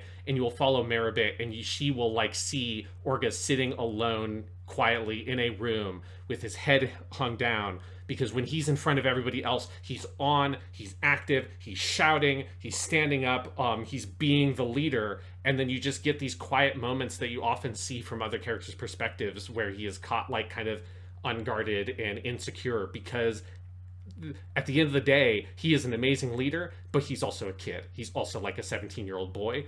And the amount of pressure that is on him is, like, so terrifying. Yeah. It's also just a good piece of military fiction about someone having to be the captain in a scenario like this, you know? Mm-hmm. I have referenced it many times, and I'll reference it many times in the future. The, like, Patrick O'Brien novels, the Master and Commander books with, Aubrey and Martian. And, you know, that first book deals a lot with, like, Aubrey having his first command and realizing that, like, being the captain now means that he's not friends with all those people on the ship, and that he lives in a bigger cabin, and he also has to order them to their deaths at some point. And that's one of the main reasons he and Martian become such fast friends, is because they do not have that exact same, he doesn't have a chain of command over the ship's doctor that way. And so they're the ones who can be very close friends, whereas he doesn't get to have that with anyone else on the ship. And I think, you know, with Orga, it's extra heightened because he is also a kid. So that does not make it easier. Yeah. And then the other thing with Orga is just, like, his side of his relationship with Mika is fucking scary. Yes. And you have that scene after Biscuit's death, which this is probably my favorite scene in this show. Like, this scene has always stuck with me really hard, where it's the kind of, like, standard thing of where, you know, big character death, the protagonist has locked themselves up. You know, it's like when Judo thinks his sister is dead and he locks himself in the cockpit. of the core fighter and stuff like that. It's a very kind of standard Gundam-y moment. Or when Bright loses in Mobile Suit Gundam, Ryu when he dies, like that's a very Captain Bright and Ryu kind of moment. Yeah, so it's a kind of scene we've seen a lot in Gundam stuff, and where every other character is kind of tiptoeing around it, and they're not sure what to do. And then near the end of that episode, Mika is walking by Orga's door, and Maribit turns around and says, "You should leave him alone," and she walks away. And then Mika just opens the door and stands there and fucking pulls Orga up by his neck, basically. It just says, like, "Are we there yet? How long is it going to take us to get there? How many people are we going to have to kill? When are we going to get there?" And Orga freaks the fuck out, and then it is the thing that pulls him out of this funk, but in this frightening way of where he says, "Fine, I'll get you there. Like, yeah, like, we're going to go. I'm going to lead all of you." And then Mika gets this, like, little smile on his face, and it's like, that scene, like, defines that core tension of where you're both kind of happy that Orga is, like, broken out of this funk, and you see that, like, Mika and Orga have, like, this connection, but also this, like, this is scary. This is frightening. Like, this is not what I would describe as a healthy relationship between these two characters, where Orga is, like, legitimately terrified of Mikazuki. I think, like, deep down, Orga knows that he's, like, responsible in some way, or he feels he's responsible in some way for, like, what Mika has become. I think he's just straight up afraid that Mika's going to kill him one day. Because of, like, the path that he's led everything down, and that every choice he makes is, like, more and more blood on their hands, and it's blood on his hands. Like, in that scene, they have a brief, that's one of the times they go back to the flashback, and in the flashback, Orga pulls Mika up after Mika has shot this person. Mika's hands are clean, and Orga's hands are stained red with blood, because it's like Orga is the one is like carrying the weight of all, like, the blood that they've shed. And there's a frightening energy to that with Orga that, again, you're both excited to see and you're fucking scared to see. Yeah, I think that scene is fucking extraordinary. I already referenced it, because to me, like, the key line of that scene is the repeated mantra of, who do I kill next? Who are you aiming me at? Like, who do I fight next? How many people do I have to kill? And it is Mika recognizing that Orga's purpose is to be the one to order Mika to go do horrible things. And that's what he needs Orga to do. And that scene can be read in so many ways, and it is so hard to come to any one, like, reading of, like, is it Mika caring for his friend and figuring out a way to knock him out of it? Well, a little bit, yeah, I do think. But is it also Mika being a fucking loaded gun who feels a little itchy when he's not pointed at anything, and that's the guy who tells him to point, and the guy who tells him to point is up locked in his room? Yeah, it's that too, and it's really fucked up to, like, try to live in that. And Orga is terrified, because what that moment, like, whittles down and focuses for him is that his role on this ship is to go make death happen, you know? Mm-hmm. And maybe it's for an ultimate, more positive purpose, but that is what he has to live with every day, and it fucking sucks. Yeah, that scene is the best scene in the show. And this is where I realize we haven't shouted out the voice actors. They're here extraordinary. For both these characters. Yeah, so the voice actor for Orga is Yoshimasa Hosoya, who I've loved. We've encountered him briefly in Build Fighters Try, because he is the voice of Yuma's rival, the guy who has, like, the weird hand subplot in the last episode. All right, that guy.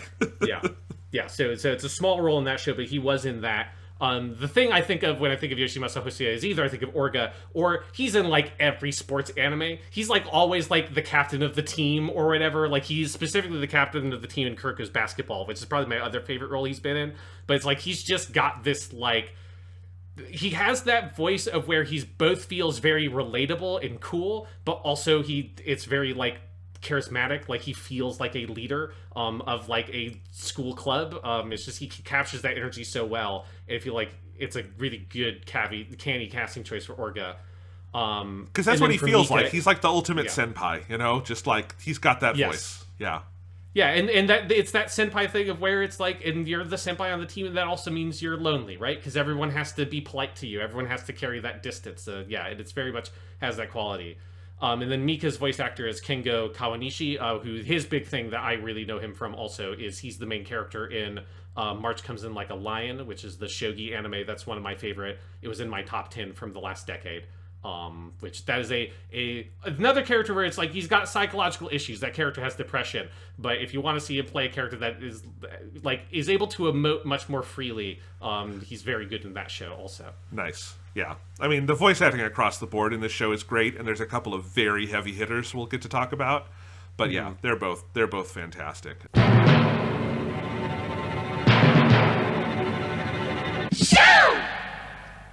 So there are a shitload ton of characters in this show.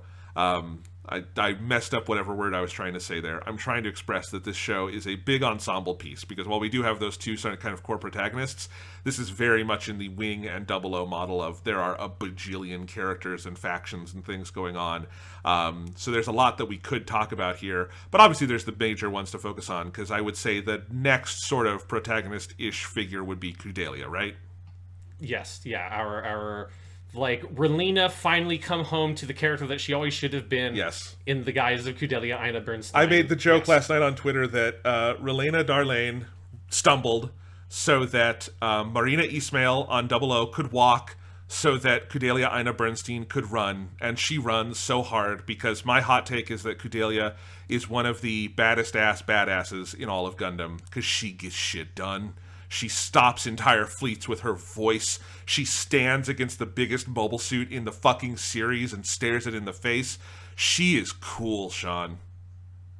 Yeah, like this is like, yeah, like my like, you know, snippy take on this is like, this is what Relena would have been if Gundam Wing had been written by a woman. Yeah. You know, like it's something where Kudelia, there's like a lived-in reality to that character that feels so true. In the way of like both her weaknesses and her strengths, right? Because it is a thing where she is, you know, early on, she is this interesting character who is clearly like extremely privileged, and she's kind of like a white savior-esque character in the sense of like she's intentionally going and hiring this group that manages a bunch of these child soldiers because she wants to go out and learn more and experience more, and she's like intentionally trying to break out of the shell that she's conscious that she's in. But like there is this like, this is one of those pieces of tension where it's like there's nothing, there's no like right, wrong, good, bad. It is this like, this is what it is of, hey lady, like you are rich, like you do have tremendous privilege on Mars, meaning that like where you go in this world, like shit is going to follow you, and you don't understand what it's like for these kids. Like you don't understand that reality. And you can't escape the reality of that privilege. But she is right in trying to push through it and think outside of it and expand her boundaries, when at the same time there is also like, I think it's also fair to be a bit snide about her sometimes, particularly from the perspective of characters like Mika, and kind of putting her down or mocking her for like her showing up in her like fancy dress and wanting to shake his hand and all that kind of stuff at the beginning of the episode. That's that kind of like, it is what it is. Like you have to work through it and earn it. It's like her intentions are good, but she needs to go through the journey she goes through on the show in order to become the character she is by the end, where she is like, you feel fully justified and you're fully along with her on her convictions and what she's fighting for by the end of the show. The other character I would say it's a like better done version, a much better done version of in like big popular fiction these days, is Daenerys from Game of Thrones. Like, yes, it's so, because you talk about the white savior archetype, like this show is very aware of, and she's very aware of that, right? Like that's yes. her whole story with Fumitan, and there's that whole like flashback where Fumitan and she sees the little girl, and then she tries to give one piece of candy, and then they all want the candy, and she kind of sees what she is in that moment, right? So she's someone who like becomes very aware of this, and where Game of Thrones, written by men, is entirely just like, they're just, for most of the show, they're just invested in Daenerys being a cool badass dragon lady. Well, first they're invested in her being a rape victim, because that's, they view women in three modes on Game of Thrones: rape victims, badass women with no emotions, or crazy women. And Daenerys gets to be all three, because she's the main female on that show. And so first she's a rape victim, then she's a badass woman with no emotions, then she's a woman with power for a little too long, and so she goes crazy and they have to put her down like Old Yeller. And Kudelia is like roughly kind of a similar arc, in the sense of like someone who is on a path to taking power for reasons she believes, and I think we believe alongside her, are the right reasons. You know, she has the right intentions and has the right read on this fucking horrible society. But it is not like every step along that path is easy and good. There is a lot of tension in it. And I think it illustrates all of that very well. And I made my joke earlier about her being one of the baddest asses in all of Gundam, because she is. She's a fucking badass. But there is a lot of nuance along the path there, which is what makes those moments feel earned, you know? Like when she gets up and gives her speech to Gallarhorn and, as Mika says, stops the entire fleet with her voice, it's because she's been through a fucking ringer. We've gone through a whole arc just then on the colony with her losing Fumitan and kind of confronting a lot of her privilege, and then like fully putting herself in the middle of the action.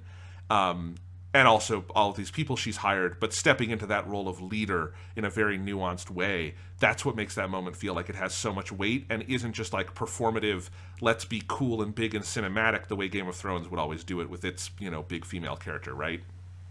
Yeah.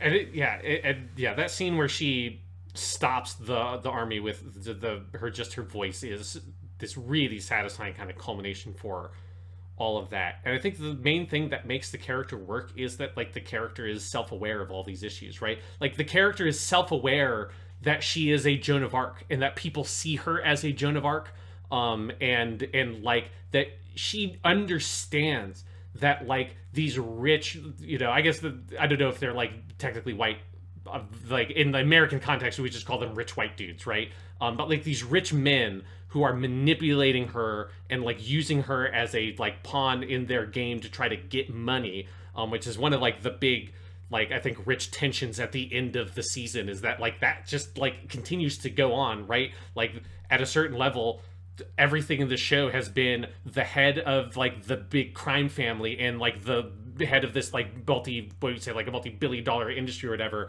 are like making bets on like, oh, if this resource gets deregulated by Kudelia's political maneuverings, how can we make the biggest profit off of that? And they're just like playing a game there. Like Kudelia knows that that's happening, and there's nothing she can do about it. Like it's like it is what it is. She uses that reality to her best ability to try to like further her goals that I think we like, again, like feel very admirable and that like you want to see her accomplish.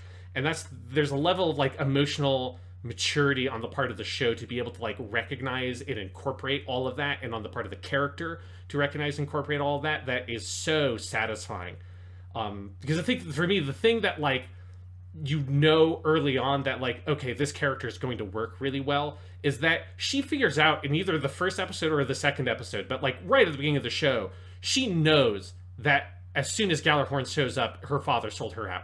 That's not like a big, long-running arc that takes the whole season, which I feel like most shows would have her be ignorant about that fact and be like, no, it's a mistake. Like, I don't know, in her, like, going to her dad and in the scene where she finally meets her father, it being confirmed that, like, oh, no, you really were the one who sold me out. She just uses simple logic and reasoning to say, well, the only other person who knew that I was going to be here was my father, and she probably knows that her father is like a spineless piece of shit, and that when push came to shove, if he was threatened and he could see a lot of profit in it, her father would sell her out. And she just like realizes that, and then she cuts that off immediately, right? She never goes back to her family for the rest of this season of the show, because like as soon as she realizes that, she's like, I have to move on from it. And that's a thing that I just find so satisfying, is that another show would have like wallowed in that subplot forever, and Kudelia's like, oh, that's what it was, fuck him, I'm gonna do my thing. Yeah, I mean, it's hard not to compare that to like a Relina or something, who doesn't have like those exact same character dynamics, but there's all sorts of things that Gundam Wing gets lost in with that character because it just never wants to trust that character enough to be her own person, you know? And much more wants her to be like something kind of buffeted by the winds of the plot.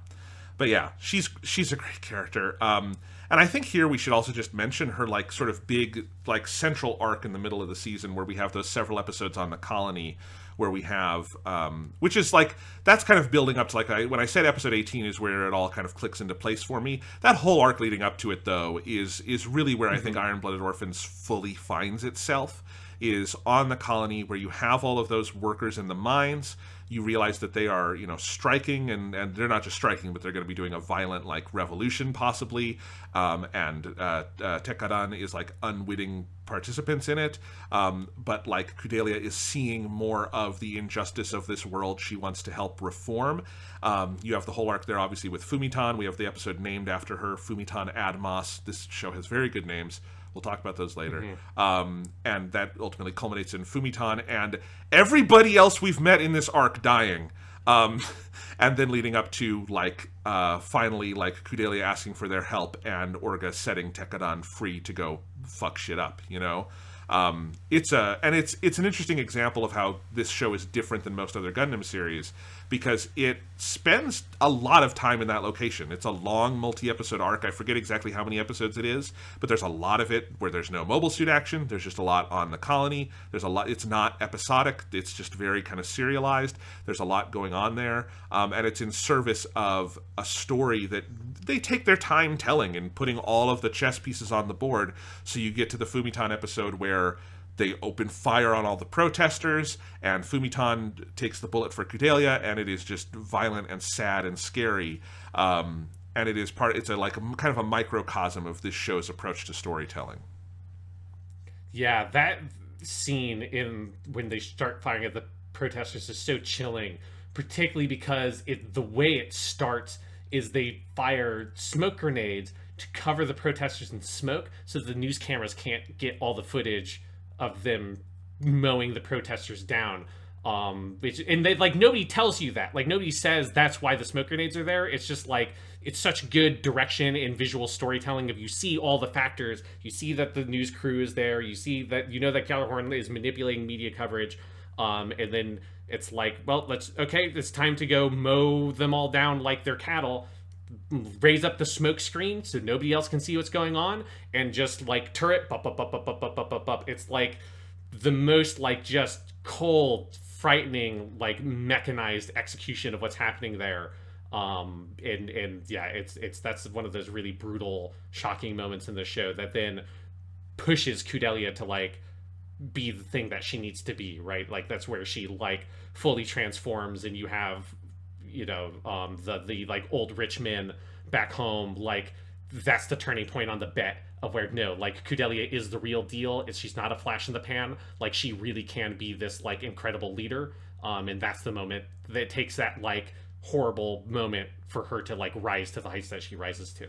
Yeah. I mean, it's shocking. It is such a, like, because it's a scenario that happens all the fucking time in the world. Yes. Which is a big protest that people fire on. We see it in America all the time with, our cops using rubber bullets and gas and fucking, their clubs and just beating on people and, for protesting peacefully.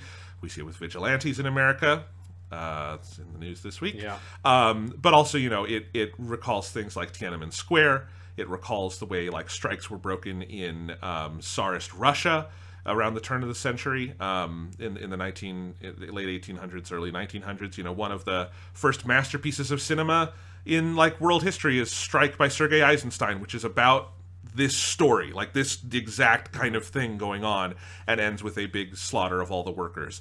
And so it is just a very real thing, and I like that they don't put any spin on it. They don't put any, like, extra layer of, like, cinematic coincidence to it. It is just like, because all the main characters who we've met in this faction, who you think might be recurring characters going forward, they die, and they don't get special deaths. They don't get, like, they're bleeding out, and then Kudelia goes over and has one last moment with them. They just they're the first to get shot, and they're dead, and that's it, and it just moves on.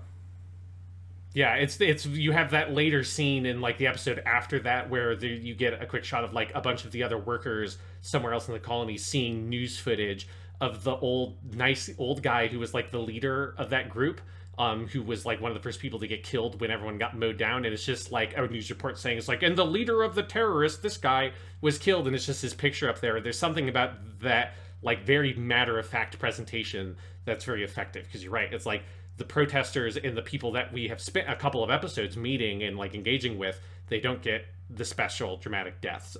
They just go. And even, like, Biscuit's brother, who doesn't die here, he dies off screen later. Like, you don't you did like it's not like dwelling in that. It's not dwelling in like each individual death. It's just like this is the cost of what Gjallarhorn is, and like the cost of this oppressive anti-people, like anti-labor mentality that the government has, and this militarized government has. And there is no concern for the cost of human life in the way that Gjallarhorn operates. Yeah, absolutely. And, while we're here, shout out Fumitan Admas, also a great character. And one, I did not necessarily see the betrayal coming for a while. And when it does come, it hits very hard. Her death hits very hard. I love that through the final episodes of the show, or of this season, Kudelia always has the 2 necklaces, and she's always looking at those as kind of a signal, because it's a signal of someone who betrayed her and never really believed in her until the very end, but came to believe so much that she gave her life to like reverse what she had done. And it's a very potent image, as this show is. This show is very good at making simple, potent images. Yeah. The Fumitan thing is another just like great example of that, like that very real tension of like there's it is what it is, right? Like Fumitan's like animosity towards Kudelia and her like privilege, in the sense of Fumitan's like almost being mocked just by the existence of someone like Kudelia Aina Bernstein, is like it's unavoidable reality of like Fumitan's not wrong to feel that way, but also Kudelia is not like personally morally responsible for the fact that she was born into privilege. And it's like that's part of the tragedy of their relationship, right? Is that like nobody's particularly wrong there. If anyone's, I mean, the people that are wrong are the people fucking sniping at protesters and trying to assassinate Kudelia for like simple monetary gain. Yes. But Kudelia and Fumitan are both in the right in the way that they've approached their relationship, but it's the world can be a very cruel place. Yeah. Who voices Kudelia? Kudelia is Yuki Terasaki. She's mostly she voices like young boys. Like her other really big role that she's been in is she's one of the main characters in one of the Inazuma 11 shows. And then she's also one of the main characters in another Mari Okada show, Kisniver, which is not a good. I wish that show had been better because it's Mari Okada and Studio Trigger, and it never really kind of got all the way it should have been. But she's very good in that show.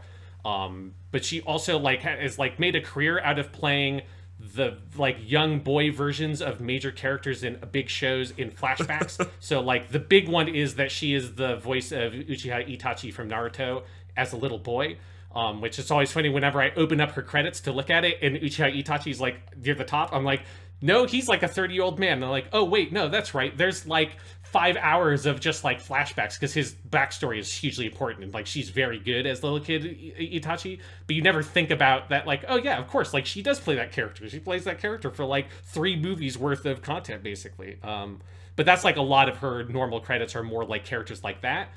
So it's interesting to me that like, you know, she's cast as Kudelia here, and really knocks it out of the park. Yeah, absolutely. Let's just stick with, I think we should knock out a couple of the other Tekkadan characters that we probably want to talk about before we move on to other parts of the show. Who else? Do we want to jump into Biscuit right now and talk about the arc of Mr. Yeah. Biscuit Griffin? Because Biscuit is definitely the other, I think, like the most significant other Tekkadan character. Because there's a lot of Tekkadan characters that are like good, but, you know, characters like Eugene and Shino are more like, this is like the crew, right? And they're interesting, and I like all those characters, and like Akihito is probably the most major of them because he's another Gundam pilot, but Biscuit is the one that I think like very intentionally like stands out as like he is a super important character, and to get a very super important character you get a very good voice yes, actor. They did. This is of course this is our boy Kamaboka Gonpachiro of Kimetsu no Yaiba fame. The main character Tanjiro from Kimetsu no Yaiba is played by Hanae Natsuki, and that Hanae Natsuki plays Biscuit Griffin in the show. And I do have to say, again, one of my favorite things with Hanae Natsuki is his YouTube channel where he plays video games. And I love that when I look up the credits for these things, there's always like the headshots of the voice actors, and his headshot is also one he uses in his YouTube channel all the time. So it's very easy for me to tell if he's been in a show if I'm scrolling down and I see that. It's like, oh, it makes me want to go watch a YouTube Let's Play. Yeah. Whenever I see this photo of Hanae Natsuki. The Shadow Uno Game Boy himself. Yes, the Lord of Shadow Uno. Well, no, that's he does terribly in that video. Yes, yeah, he always loses. But fucking you know, he just knocks it out of the park as Biscuit in the show. Like, his Biscuit is very much, he's like the heart, intentionally so, right? Like, he's the heart of Tekkadan. He is like the one with like, he's the most grounded, the most human. He's the one who has like the most like connection to things outside of Tekkadan, because he's got his sisters, he's got his grandmother, he's got like the farm on Mars. And so there's something about Biscuit that he has the most like what we would consider a normal life out of them. And so he's this like grounding influence, and he's just this character that as soon as he pops up on screen, like, you have no choice but to immediately fall in love with him. Although I will say, I think ultimately, yes, I absolutely agree.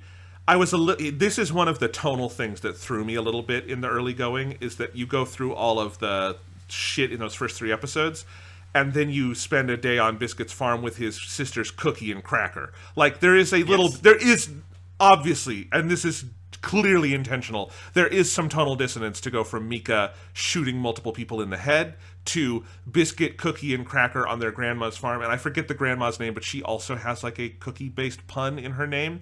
It's basically a Dragon Ball naming scheme for this entire family. And, you know, Biscuit is like sort of the like nice, kind-hearted, sort of chubby boy on the team. And a little bit of that I think I chafed a little bit against at the very beginning. But you definitely get into it, and I think he's a valuable character. But I think more than anything, what shocked me about this character, Sean, is that up until the moment you see his body cut in fucking half by the like thing by the mobile suit he's been collapsed under, I would never have predicted he would have died.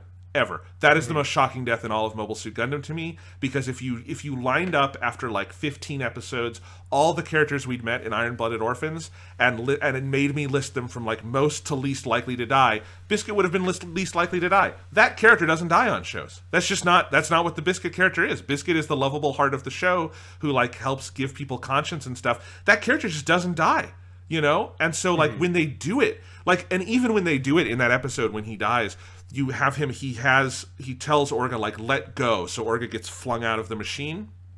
And then Biscuit's machine gets, like, rolled over by Karta. And then then I'm like, oh my god, that looked really bad. I wonder how Biscuit will get out of that. My thought was not, oh, they're killing Biscuit. My thought was, I wonder how he'll get out of that. And even when, like, he's bloody under the fucking mole suit, I went, oh, are they going to put him in one of those pods like they saved Ein in or something?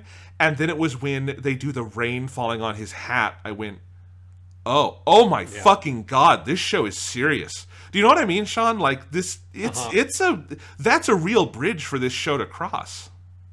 Yeah, especially, I think the thing that makes it really shocking is that he dies in season 1. Yeah. Like, when you know that it's a 2-season show, it's like, Biscuit feels like a character that you would expect to be there. Like, maybe he would die in season 2, you don't know. But, like, you'd expect him to be there for, like, the bulk of the show. And like he doesn't even die at the very end of season 1. He dies like 7 episodes away from the end of the fucking season. He doesn't even die in like a particularly important battle. I mean, it's a very like random moment of Karta attacking kind of against Gallarhorn's wishes and against what everyone expects. Yeah, it is one of the things that I think I remember very distinctly the first time I watched the show and having the same reaction you had of like being very shocked. But like a good shock. Oh, it's like, I think crucial. It's it's just this like narrative kick in the pants of where it's like for Orga, you know, all the chickens come home to roost, right? Like there had been a lot of discussions over the course of the show, particularly from Biscuit, of all the risks that they had been taking, and that like eventually, you know, you don't win every single bet you place. And Orga won most of the bets he placed in that battle because they win that battle pretty decisively overall. But you know, Biscuit is just like the most tragic casualty there possibly could have been. And then that sets Tekkadan on this very like dark, unsettling path. Yeah. Past that point. Because Biscuit is the most normal person on the crew, as you said. He's got these sisters.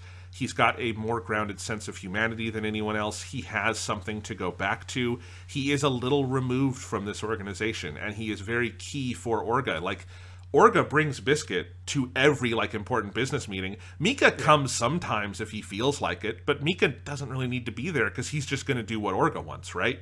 So Biscuit is like the actual right-hand man of the crew, you know? Yeah, he's it's like the conversation that Orga and Biscuit have, that is just such a well-written scene where, you know, Orga tells him, this is like after I think like Biscuit has said that he's going to quit, and then they're going to get attacked, and so they start kind of planning, and there's this very terse like conversation where they're like, we'll settle this after the battle, but they have this little moment where he says, you know, like, you, whatever I had done, every decision I made, Biscuit, like, you always had my back despite the risks, and you never complained about it. And then Biscuit says, with like a chuckle, but it's very true, I did complain, you just never listened.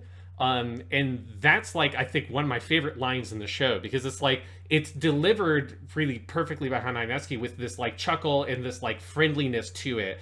But it's so true, because every single time they do something, Orga takes a bigger risk probably than he needs to get like a more complete victory than he probably needs, you know, like boarding the Turbines ship and all that kind of shit is like super risky. And Biscuit always voices his objection, and Orga just kind of like rolls right through those objections. And that moment, like, it's like, especially having watched the show a couple of times now, like, I kind of want to like really shake Orga by the shoulders and be like, listen to what Biscuit just told you. That's like, you've been taking these risks, and he has been complaining, and you haven't paid attention to those complaints. And that little bit, like, that's the kind of shit that's like, that's the Tatsuyuki Nagai and Mari Okada juice of like, there's such a powerful tension there between friendly banter and like a really harsh reality that's going to come to pass in the very next episode. Yeah, absolutely. This conversation is also making me hungry because we're saying the word biscuit so many times. Yeah. Anyway, like Biscuit, I like Eugene. Eugene's last name is Seven Stark. I don't know if they actually say that on the show, but his name is Eugene Seven Stark, and that's pretty great. I do like Eugene as like the sort of backup captain doing cool shit on the side. He's awesome. There's the episode where Eugene like does the Aina system into the fucking ship while he's got two of them connected to him. Yes. That is one of the... Yeah, they have the two ships fucking like jerry-rigged together, and they're using the front ship that they had stolen from those other pirates that like Akito's brother was with as like a shield. And yeah, he goes with both of them, and then he like, his whole face is just like, blood is streaming out of his nose like crazy. That is a fucking amazing moment. Amazing moment in anime, because that's in the Re-Entry to Earth episode, which is maybe the best overall action sequence in the series. Like, so far, like, that episode is just balls to the wall, insane and incredible. And it is, because it's largely a rehash of the kind of thing we've seen many times on Gundam, which is there's going to be a dramatic re-entry to Earth, and it's going to end with everyone thinking the Gundam boy is dead, but he's standing on the head of the ship being cool. But, like, it does it so well, you don't care that it's kind of rehashing old Gundam stuff, you know? And if you're going to rehash anything, every Gundam show does have to have a good re-entry to Earth episode, so... The Re-Entry to Earth episode is always like one of the top 5 episodes of the show. You know, like, it's always like one of the best episodes. If like you feel like your Gundam show is like getting like a little bit weak or something, you're like, throw in an Earth Re-Entry episode. It's guaranteed to be good. Yeah, pretty much. I love that one. I do like Akihiro a lot. I think he's a good character. I do also think Akihiro is the victim of the worst piece of writing in this season, which is he has a mysterious missing brother who we do not learn about until 5 minutes before we meet the brother in the middle of space. I don't usually care about dumb coincidences that much, but it is a little too much for me to hang such a big episode on. That doesn't bother me at all, because I feel like it's very intentionally played that way, of like, it's that like, because Akihiro has like, I mean, he literally forgot about his younger brother, right? Like, because he's human debris and he has given up completely on that like his brother showing up there is like, it feels to me like it's more symbolic than like it's supposed to be this very literal coincidence of like the like fate or like the universe is sort of punishing Akihiro and like bringing the past that Tekkadan is like trying to escape from, and Tekkadan acting like they don't have any family, and it's like, we're just building our family for ourselves, but in reality lots of them do have these other connections that like you can't just cut away. Like, I think there's like a thematic intent to that works for me. I think that's one of the weaker, like, episode. It's a couple episodes, but like one of the weaker narrative episodes in this season is the stuff with Akihiro and his brother. It's fine. I just think it's like placed in a part of the show where I think there's a little bit of a lack of momentum to what's going on, and it repeats some ideas that we've already kind of seen. And and I don't know if it. I don't know if it added as much. And I think that I was a little distracted by the very clear signaling of like Akihiro tells about his brother, and then we immediately meet him in space was a little bit like jarring to me, and combined with it just not being, I think, the strongest story the show tells, that one didn't. Like, I like a lot of Akihiro's stories after that point even more, I think, honestly. Yeah, like, I think I would probably say that is the weakest, like, arc, because all of the show is, like, built out of, like, a couple of, like, 3 to 5 episode long arcs. That's probably, like, the weakest of them, but I still really like it. Like, I do think it is important about, you know, because the main theme of the show is very much about family, and family being this thing that is this, like, bond that you, like, that you have with other people that is not just an automatically positive thing, even if it's a found family that you've built together. Like a family bond is a thing that is there whether you want it to be or not, I think is how one of the interviews I read, I think Mari Okada said that. Yeah. Of like, it's that's like what they are seeking is something that, like, even if they wanted to sever it, it can't be severed. And so there's something about that to me, of that, like, ghost coming up of, like, that family is not a thing you can just escape from, and you have to face it. I think that works for me pretty well. It has some very good stuff. The last episode there where the brother dies, like, flinging Akihiro away, and then the boss of that ship comes in and kills him. And then the scene where Akihiro, like, goes in his spacesuit in there again, this show is very violent and brutal, but that scene is very effective, and so is Mika just killing the shit out of that guy on that ship.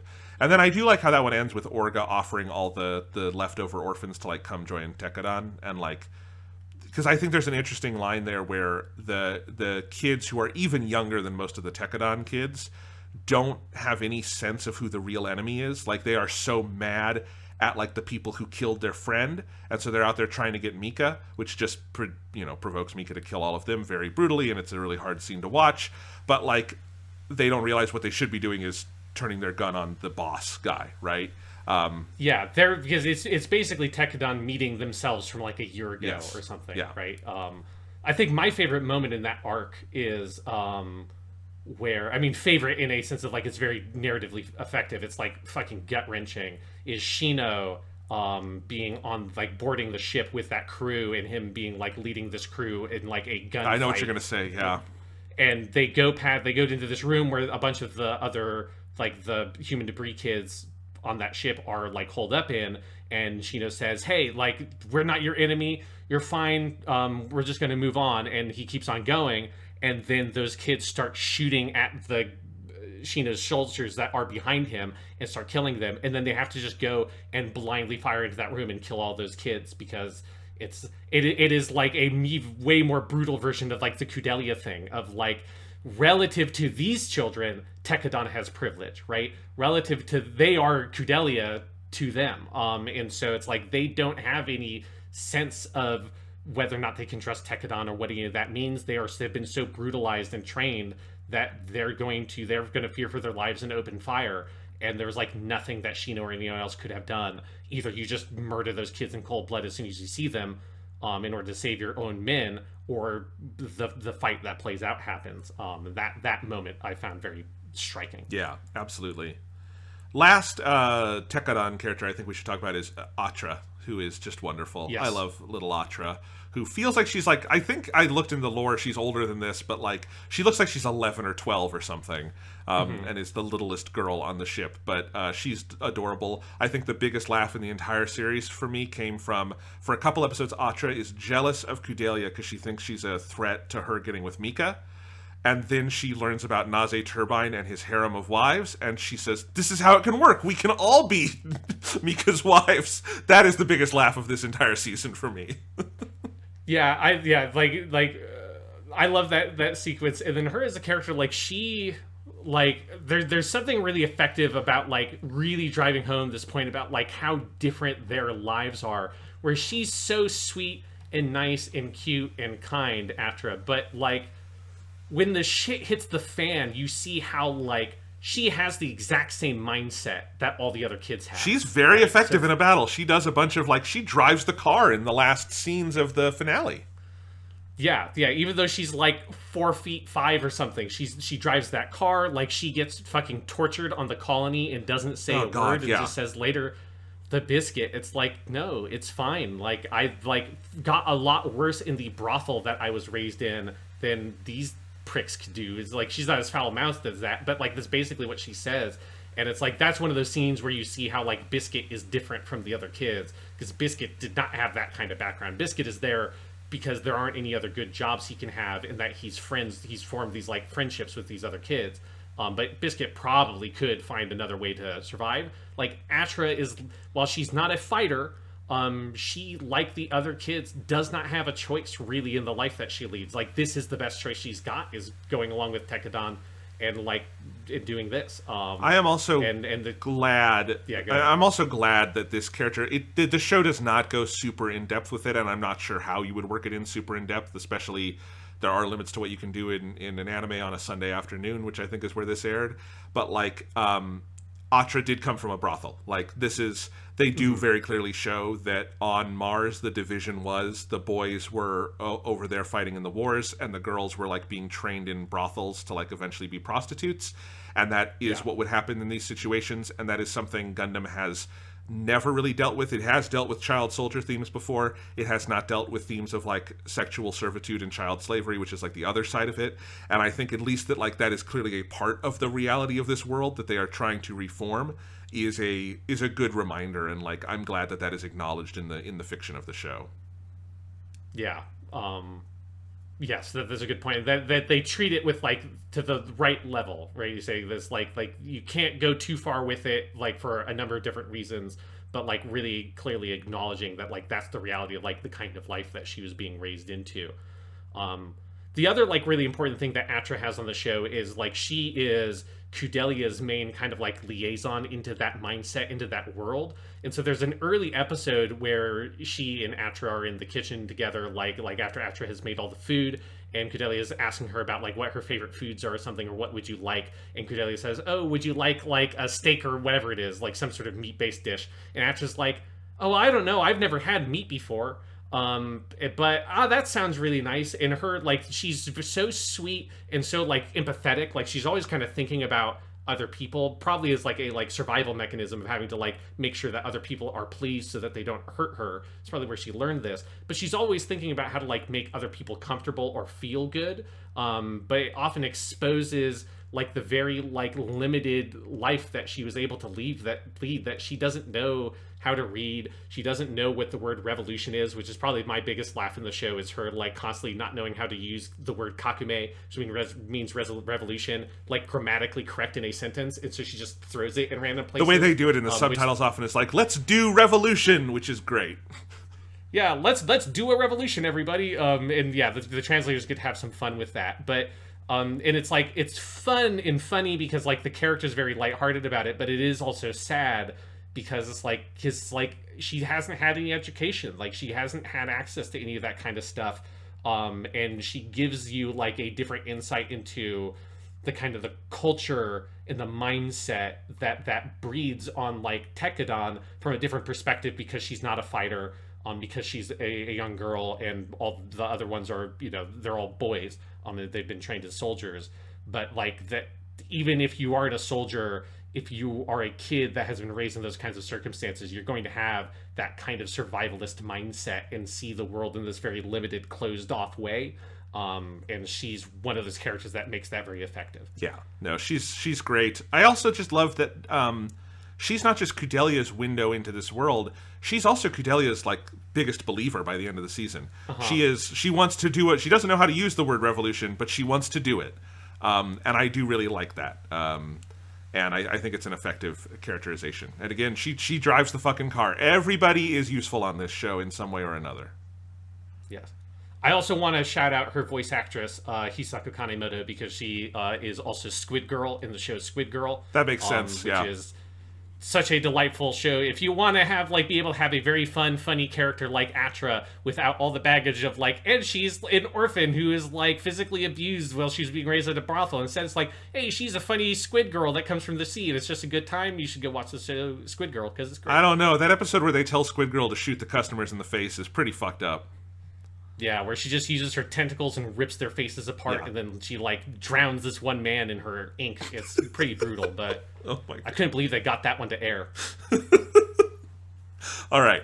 That's when they got Junji Ito to do a guest episode of Squid Girl. Yes. Oh God, just saying that is going to give me nightmares. Anyway, do you want to talk about the turbines?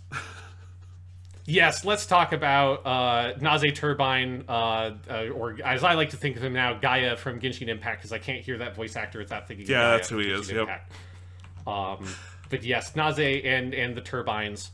I had a funny moment where, I said earlier that I had talked and heard from some of my students who had also seen Iron-Blooded Orphans, and I said that one night before a screening, and one of them said, I think I told them where I was in the show, and they said, oh, so you've seen the whole harem thing. That was weird, huh? And I said, the harem is awesome. What are you talking about? I fucking love that Naze Turbine has a fucking harem, and they're all into it. That is like also the most like Yoshiyuki Tomino touch in this particular Gundam show. I can totally imagine like, there kind of is in some Tomino shows. They just very flagrantly call it a harem in this one. It's great. I love Naze Turbine. I love his hat. I love his voice. He's a funny character. I love all of his wives who are cool, even though 2 of them escape death inexplicably in the final episode. Yes. Yeah. I think that is clearly a thing that happened because I think they realized they wanted to use them for some stuff in season 2. Yeah. Because it does feel like those characters in an earlier draft probably were going to die. Because they do. I mean, visually, they're fucking Yes. killed on screen, and then in the next episode, they just happen to be alive now.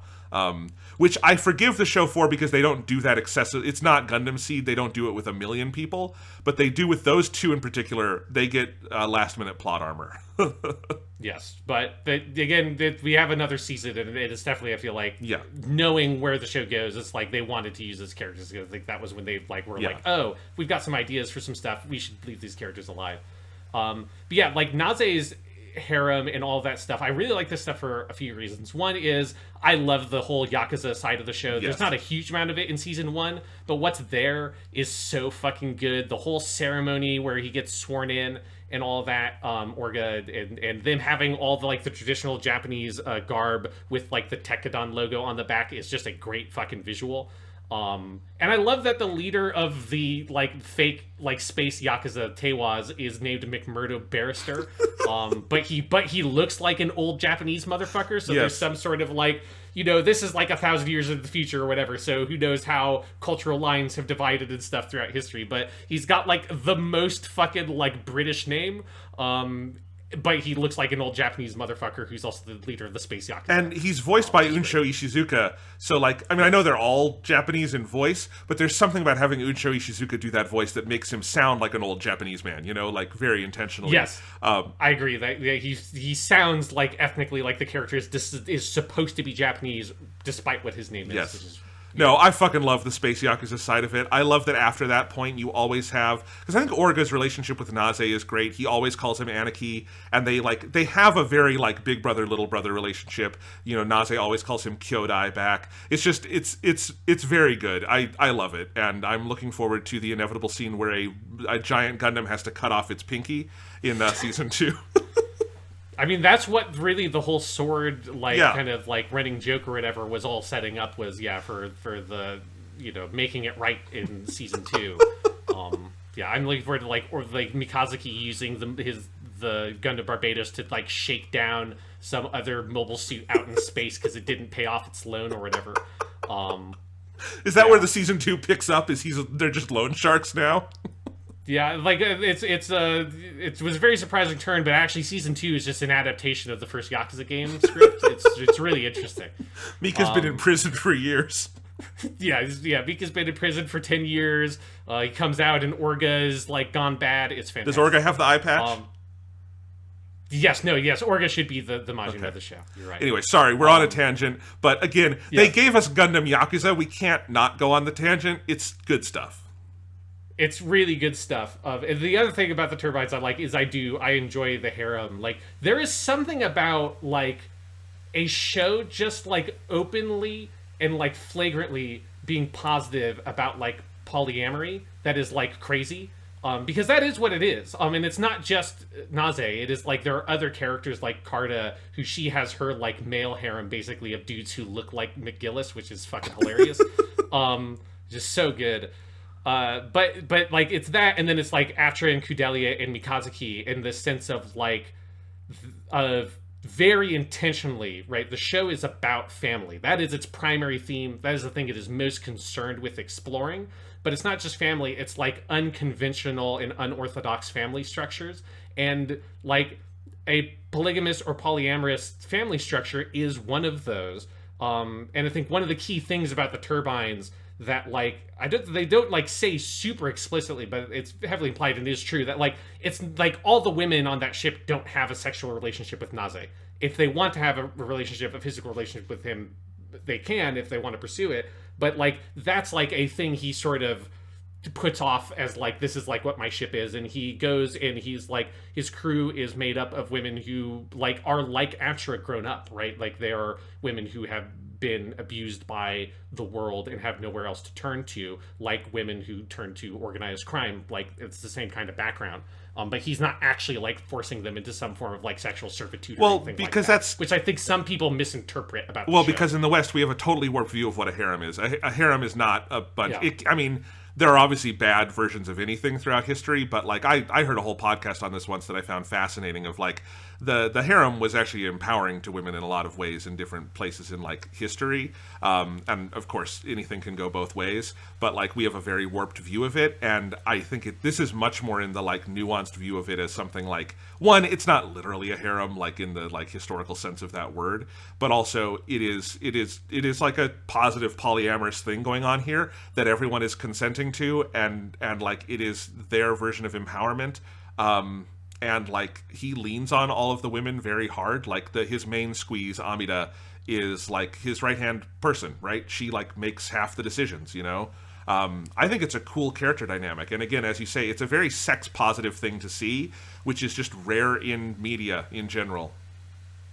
Yeah, like you almost never see it. Like it's like the show really embracing this non-monogamous thing is really cool because again, it's so cogent with the themes of the show. Like that the orphans are this like the orphans Tekkadan. I like to just think of them as like, oh, they are the Iron-Blooded Orphans, but of course they're not like called that in the show. But Tekkadan is this big, weird, non-conventional family of like it's almost entirely young boys. There is like there's not like a lot of like very explicit stuff about this in this season. But Shino has God, I can't remember the name of the kid, but there's one of the younger kids who is like the blonde hair. He's like more of the engineer who puts the fireworks together. Takaki? He's gay. Yeah, like he's gay. He has a crush on Shino. It's like they don't like it is definitely there. But it's not super explicit yet in this season. It's Yamagi is the character. Oh, okay. There's several young blonde boys. Takaki is the one who takes up Biscuit's hat later on. I like him. Yeah, so Yamagi, the one who makes the fireworks and stuff, like he has a crush on Shino because Yamagi is gay. And so there's like that kind of thing is going on with the show of like these kids don't have a like standard conception of what a family looks like and like what those relationships are supposed to be. And so that both is like can be destructive for them in some ways, but it's also freeing in that they're able to create a family in the vision that they want it to be. And like that's one of those things that's really fascinating about the show. I think the turbines introduce some of that, and it's where Atra gets her revelation of like, oh, it doesn't have to be this like restrictive, like, you know, totally like singular private relationship between Mikazuki. Like it can be this open thing where all three of us love each other and we can be a family together, and that's okay. And that's a piece of the show that I do really love a lot. I do too, and I think, you know, I love that the way Naze decides that he's going to take these kids under his wing is, I think, entirely that, like, one, he sees their mettle in battle, and then he also sees that they're him. You know, like, he can't... What judgment is he going to pass on this group of kids who are just trying their best to, like, survive in this world as this, like, found family? He's a very smart and, like, empathetic guy, I think. And he just gets it. And there's no... And I love that even as Tekkadan makes mistakes, there's no like false tension that the show like tries to wedge in. I was worried that at some point we were gonna have like the falling out where Orga wants to do something and then Naze is like, you're too reckless, kid. And there's none of that. Naze is like totally welcome for them to go make their own mistakes, and he'll be there when they come back, you know? And I think that's a really cool relationship. Absolutely. And then on the family point, the other thing is like just like, you know, tie that thread, because it's obviously there is also that like that is the structure that the Yakuza has, like quite literally. Right. So it's like the idea of you like taking the sake oath is that you are becoming family, right? So like he is a sworn brother to, or like Orga is a sworn brother to Naze. Naze is a sworn brother to Orga. And Naze, like McMurdo Barrister is Naze's sworn father, right? And so they use the words like brother and father in Japanese to refer to that. So that is like another specific thematic thing that is going on there, that like the Western like organized crime doesn't quite like, has like elements of that, but it's quite literal in the Yakuza like construction of how you sort of build your clan and your group. And so that is also a very like intentional thematic thing of like the Yakuza being another non-conventional, unorthodox family structure that Tekkadan turns to try to like figure out how to build a family for themselves. Does anyone get cool back tattoos for season 2? I don't remember. I want to see season 2 start, and I want to see Orga and Naze in a fucking bathhouse together, coming out with their just fucking, like, it wouldn't be a dragon tattoo. Like, Orga would have, you know, the fucking Barbatos on his back as, like, his tattoo. I want to see that. That'd be fucking sick. I just want, like, Mika in Barbados, like, fighting another mobile suit, and then it just, like, the Barbados reaches up to its left shoulder, rips, and then in a camera cut, like, its chassis is off, but you see its, like, circuitry looks like a big dragon on its back. Oh, my God. That's what I want to see. Okay, so we definitely want a Iron-Blooded Orphans Fire Emblem game, but we also want an Iron-Blooded Orphans Yakuza game. I think this is where we're going. This show is ripe for game adaptations. I know it's had some, like, mobile shit, but yeah. Let's do it right. Yeah, people. I mean, here's the thing you can do. You can make the Fire Emblem game a giant mini game within the Yakuza game. Absolutely true. A Yakuza game can have any other game inside it. Yep. All right. Okay, so we've got all those characters. Should we move over and talk about some of the characters on the Gjallarhorn side of it? Yes, let's talk about our enemies. Although this is one of the things that's interesting about the show is, like, there isn't really a, like, traditional rival ace structure. Like, you have Gaelio, who's, like, the closest. So, like, when you texted me, this is, like, a couple weeks ago, when you had started watching the show about, hey, I'm making the logo, what mobile suit should I have as, like, the rival mobile suit? It took me a solid, like, 10 minutes to, like, look around and think about it and be like, I guess the Gundam Chimaris would be the closest thing. But while Gjallarhorn are definitely, like, the main antagonistic force, like, so much of the show is not really about Tekkadan fighting them directly. It's more about, like, how, like, Gjallarhorn's machinations until, like, the confrontation comes to a head at the very end of the season. That's one of, like, the things that's very kind of different about the way the show is constructed. Yeah. Gjallarhorn is an interesting organization. I feel like I've been thinking about this. So much of now that I've seen most of it, so much of 2000s era Gundam, 2000s and 2010s, feels like it is this cross section of Gundam Wing, OG Gundam, and Turn A all together in, like, a pot. Because Turn A is one we haven't talked about as much, but gets constantly brought up in, like, the idea of cycles and that, like, there being this back history. Yeah. And, you know, a lot of the shows we've talked about so far do it. Gundam Age does it. And this one does it very clearly, too, where there's a calamity war, there was another whole, like, set of fiction over here that happened, and Gjallarhorn rose out of that. Almost like a higher, like, more functional version of Celestial Being, right? That they are this organization that, like, stops the other factions from fighting, and apparently had noble goals and, like, some real, like, sets of ideals at a certain point, and now is basically just, like, I guess we already have the Space Yakuza, but they're like the Space Mafia, just fucking shit up, you know, and, like, taking their cut. Or they're like the International Space Police, right? That they answer to no, like, governed, like, democratic body of the 4 economic blocks on Earth. But they, like, have some sort of, like, they're very, like, Titans-esque in that way of, like, they have this sort of fascistic military thing of where they're kind of affiliated with some politics stuff, but really they want to be this, like, independent military force that enforces its own ideals. That is also, there's a little bit, like, just a taste of Gundam F91 with, like, the aristocratic, like, 7 stars families and all that kind of stuff, which also, obviously, that all ties into, like, the family themes throughout the show. Yeah, because I definitely, so we meet them early on, and they're not even our direct foes. There's other parts of Gjallarhorn who are fighting them directly, and McGillis and Gaelio are they're the inspectors going around trying to figure stuff out. So at the beginning, they're not fighting Tekkadan. They're just trying to figure out what's going on here. And I definitely found a little bit of frustration in the early going because I wasn't sure where they were going with this stuff with McGillis and Galileo, because other than the scene where he becomes the chocolate man offering the kids chocolate on the farm, they're very detached from the action. You know, they're over here in their own show. You have whole subplots about them kind of in their aristocratic like families, and that McGillis is going to marry this little, he's not going to marry the little girl. The little girl's going to grow up and then marry him. It's you know, it's weird, but it's not that weird. It's a normal kind of aristocratic thing. And so McGillis, we get a sense of him as a very like noble character who people like.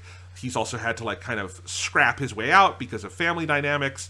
Galileo is sort of like higher on the chain, all of that kind of stuff. But I was definitely wondering, like, where are they going with this? This feels a little detached. And I think they play a phenomenal long game on that, because it is worth sitting through that and like being a little confused, because McGillis Farid is so much more than meets the eye. And eventually he's got a mask. He is a Char clone. And he's actually a Char clone who has some actual, like, Char-esque qualities in that he is a fucking trickster who is working people against each other to get his grand revenge and take shit over. I think by the end of this season, I think he's the best of all the various AU Char clones. Yeah. He absolutely, McGillis Farid is, I think, the best Char clone. He is the one who feels like this is a take on Char. This isn't a take on, like, the iconography of Char. Yeah. Which is like, and I'm fine, like, Tomino does the, like, oh, here's just, like, a character who has a mask, and that's, like, that checks the box that Gundam fans want. They want the Char character, so here, Chronicle Asher, you have a mask. Here, Captain Mask, you have a mask. Yes. Right? But other AU Gundam stuff tries it to varying degrees of success. Gundam Wing fumbles with it hard by having the entire 2 TV show and 1 movie arc of Char compressed into a 1 TV show character, which flops for that character super hard. Like, I like Raul LaCruz and Gundam Seed pretty well, but they like don't lean on him a lot, and that was what makes him work. Because if they tried to lean on Raul LaCruz as their Char-like in Gundam Seed, I think that character wouldn't have held up to it as much. But like, McGillis has this, like, what if you took the idea of what Char is like narratively as a character in the original Gundam, but portray him with like a more modern TV storytelling style? Not like a better, but just more modern style. That's what McGillis feels like. Like with like the really long play on like teasing out the deception and the nature of the character. It feels like a much more modern, like more serialized TV construction. And McGillis is the thing of the show that is the most fun thing about rewatching it, because again, this is the 3rd time I've watched it, and like, there's so many little moments and little bits of detail throughout the whole show. This is true of like everything they set up for stuff that pays off in this season, like Fumitan's betrayal. There are bunches of little moments early in the show that they seed there that we wouldn't really spot on first viewing. And then there's stuff for season 2 that I've seen that is seeding that stuff that obviously I won't talk about until we get there, but that, like, they're very like diligent about laying all those and planting all those seeds really specifically. McGillis has that all over the place, and it's fascinating because, yeah, when it all comes down to it, McGillis as a character is like the most fucking just despicable person you could possibly imagine. The shit he does in this show to Gaelio and Carta and fucking Almeria, his like child bride, and all that shit. And Ein, like, poor Ein. Yes, and I'm like, it's just beyond the pale, like, you are a complete monster. But the genius part about it for Iron-Blooded Orphans to me is that, like, he is not working against Tekkadan. Yep. Like, he's like, you know, I don't think he's not like a direct ally. He is manipulating Tekkadan, like, he does that to like kind of get Carta killed, right? He sort of like gives Carta where Tekkadan is because he knows that they're going to win in a fight, because Carta is this rich lady who has never been in a real battle before, and Mika has been killing people since he's 8 years old, so she's not going to win that one. So he's like, but he's not like upfront and like a direct ally of them, but their goals and his goals are fairly aligned, and that's the thing that's so fascinating, and what sets him apart from Char is that while Char is really working against Zeon, he is also on the enemy side, and Amuro is fighting him directly over the course of that entire show. This is like, Mika only fights McGillis for like maybe 1 minute in one fight scene early on, and that's it. Like, it's like a very brief encounter when he's still like very much the inspector for Gallarhorn, and after that he never fights the Gundam boy in the show because they're on the same side. And that's the like Iron-Blooded Orphans touch, that tension of like, this guy is just an incredible monster, but he's not our enemy. And that is a really fascinating dynamic to put in a TV show. He's using absolutely everyone. You get to the end and he basically views everyone and everything we've met over the course of this show as a piece on the chessboard for a revenge scheme that he is playing that ultimately has no big ideological goal. He says it does. He wants to reform Gallarhorn because he thinks it can be all these things, but you can just tell the way he it devours those lines and enjoys being so evil to Gaelio. Like, he's in it for the feeling of being in charge, right? You know, and getting it over on his dad and just putting it to all these rich pricks. Yeah, because like season 2 will go in a little bit more detail, but like they do give you the basics here of like, he is a bastard son of Farid, his father, who was like been pulled up out of probably a relatively similar background as what the Tekkadan kids have been, but is being used by his father basically as like a political pawn. And so that's where you get those flashbacks with Gaelio and Carta, and them playing with McGillis when he is like this angry little kid.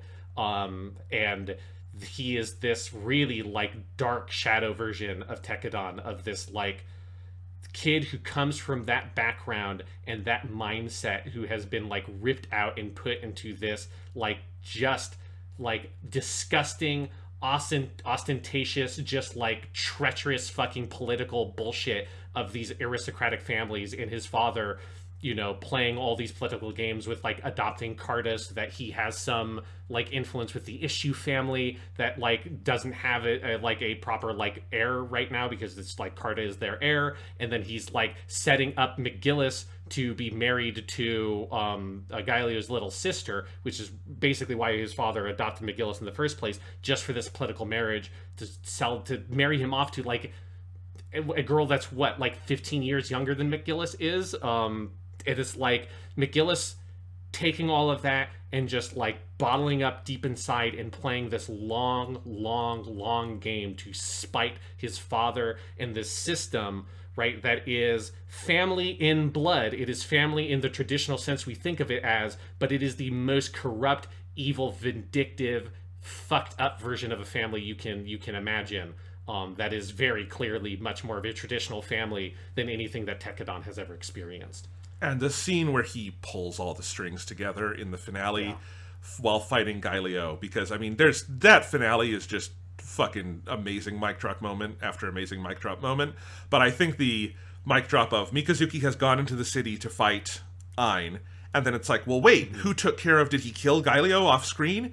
No, fucking McGillis came in and started fighting his own, like, basically, like, best friend brother character, and then just methodically lays out his whole plan for it, and Gaelio having to realize, you set Carta up to die, you set me up to die, you helped me bring Ein back from the dead in this horrible, horrible form just to use him in this scenario, and it's all been according to your plan, and you've won. Like, he's the ultimate winner of Season 1 of Iron-Blooded Orphans, right? Because McGillis doesn't lose anything that he cares about, because he doesn't really care about anything. He has his line about how Gaelio was his only friend, but he doesn't seem that torn up about it, you know? He gets out of this with clean fucking hands. Yeah, and then, like, the most sickening part of it is, like, and then he goes and comforts Gaelio's little sister. Oh, God, it's so evil, is going to marry.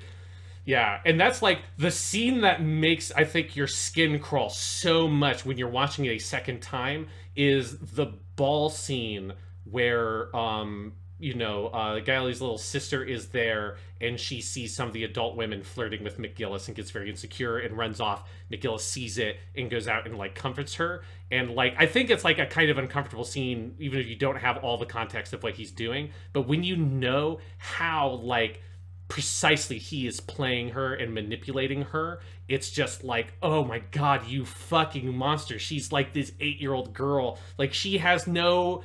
responsibility in what's happened. She hasn't done anything to you. She is just as much a victim of this like fucked up aristocratic system as you are.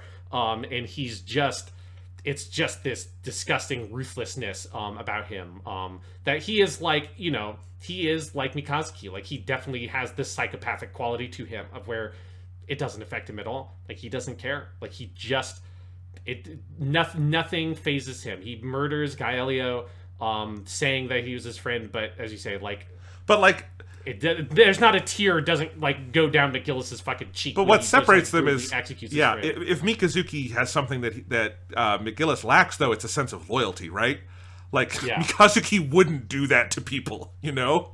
He wouldn't set Orga up to die for, like, more Mars plums.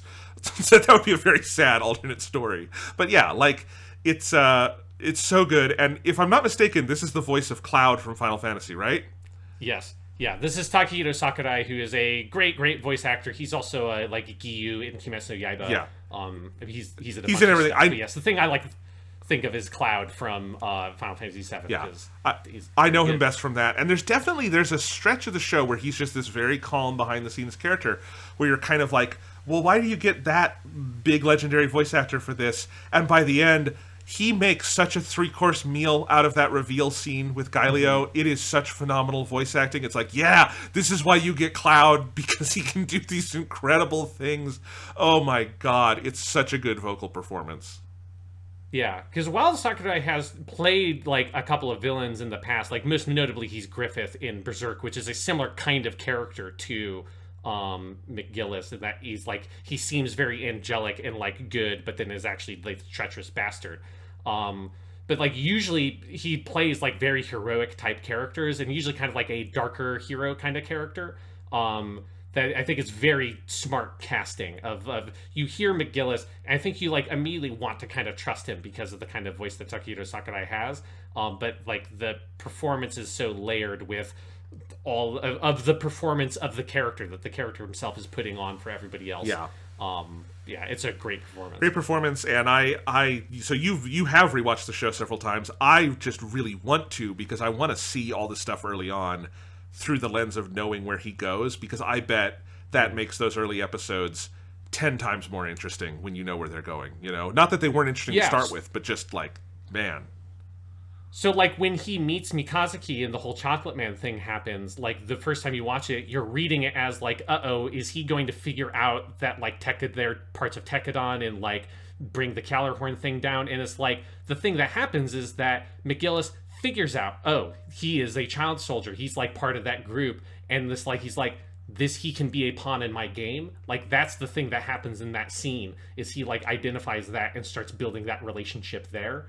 And that's one of those scenes that's really exciting to watch, to like see what the character's looking at and like see what the direction is implying he's thinking once you know enough of the story to like get a little bit in that character's head. Yeah, it's so good.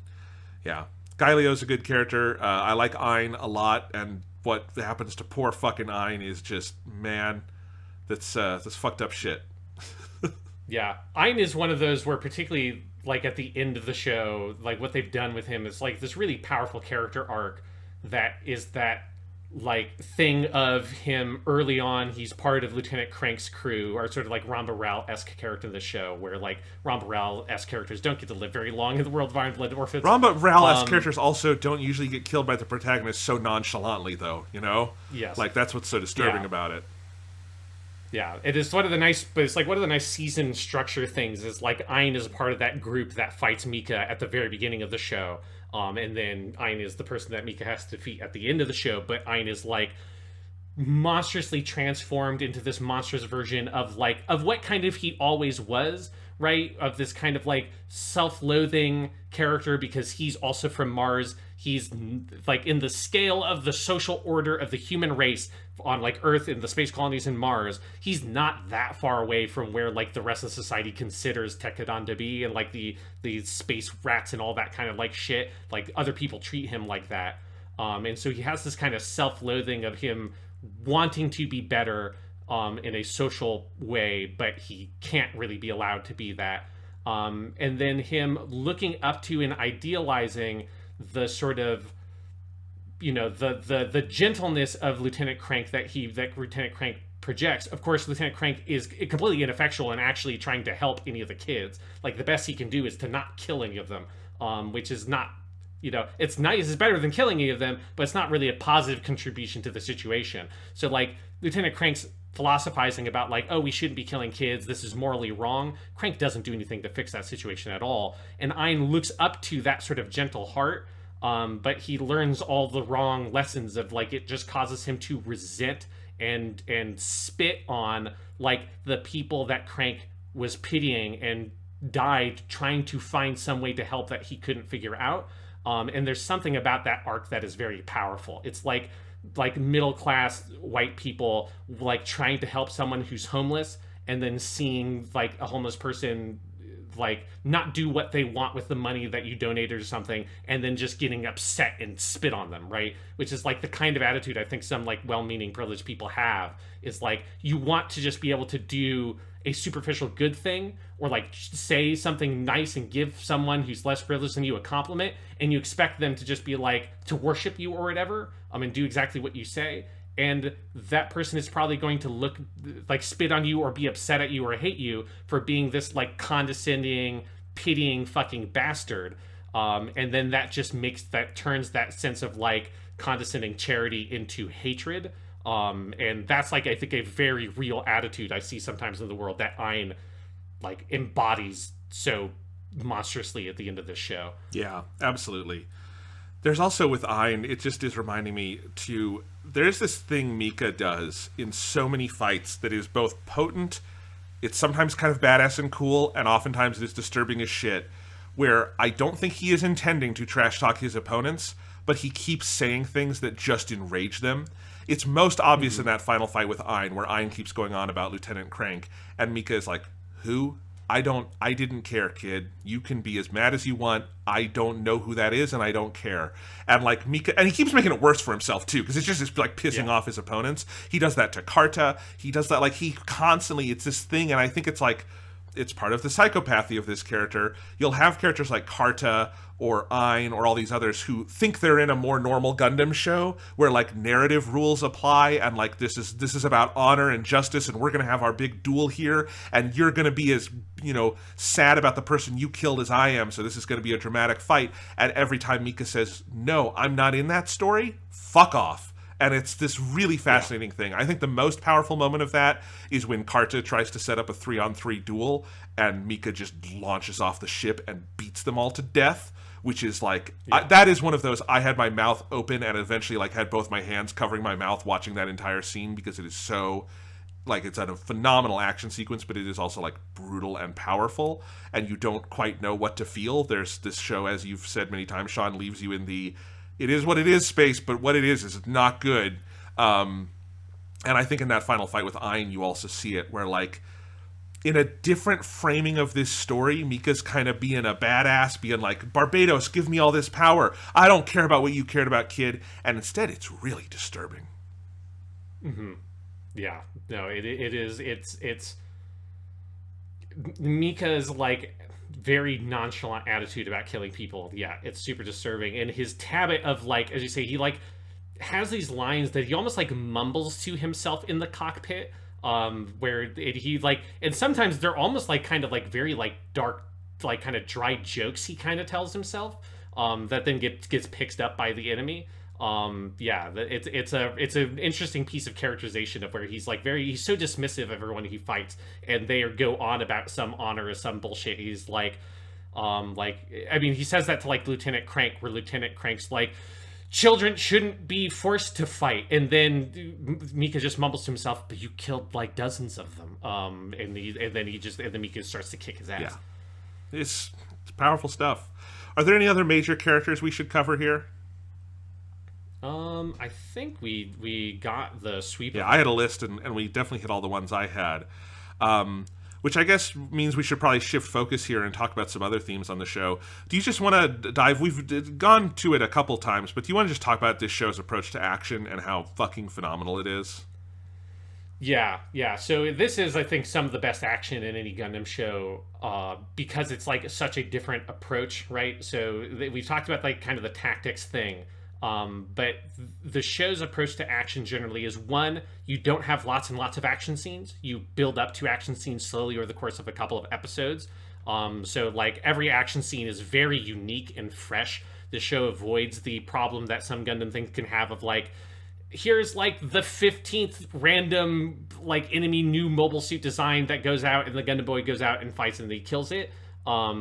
Every fight is like staged totally differently.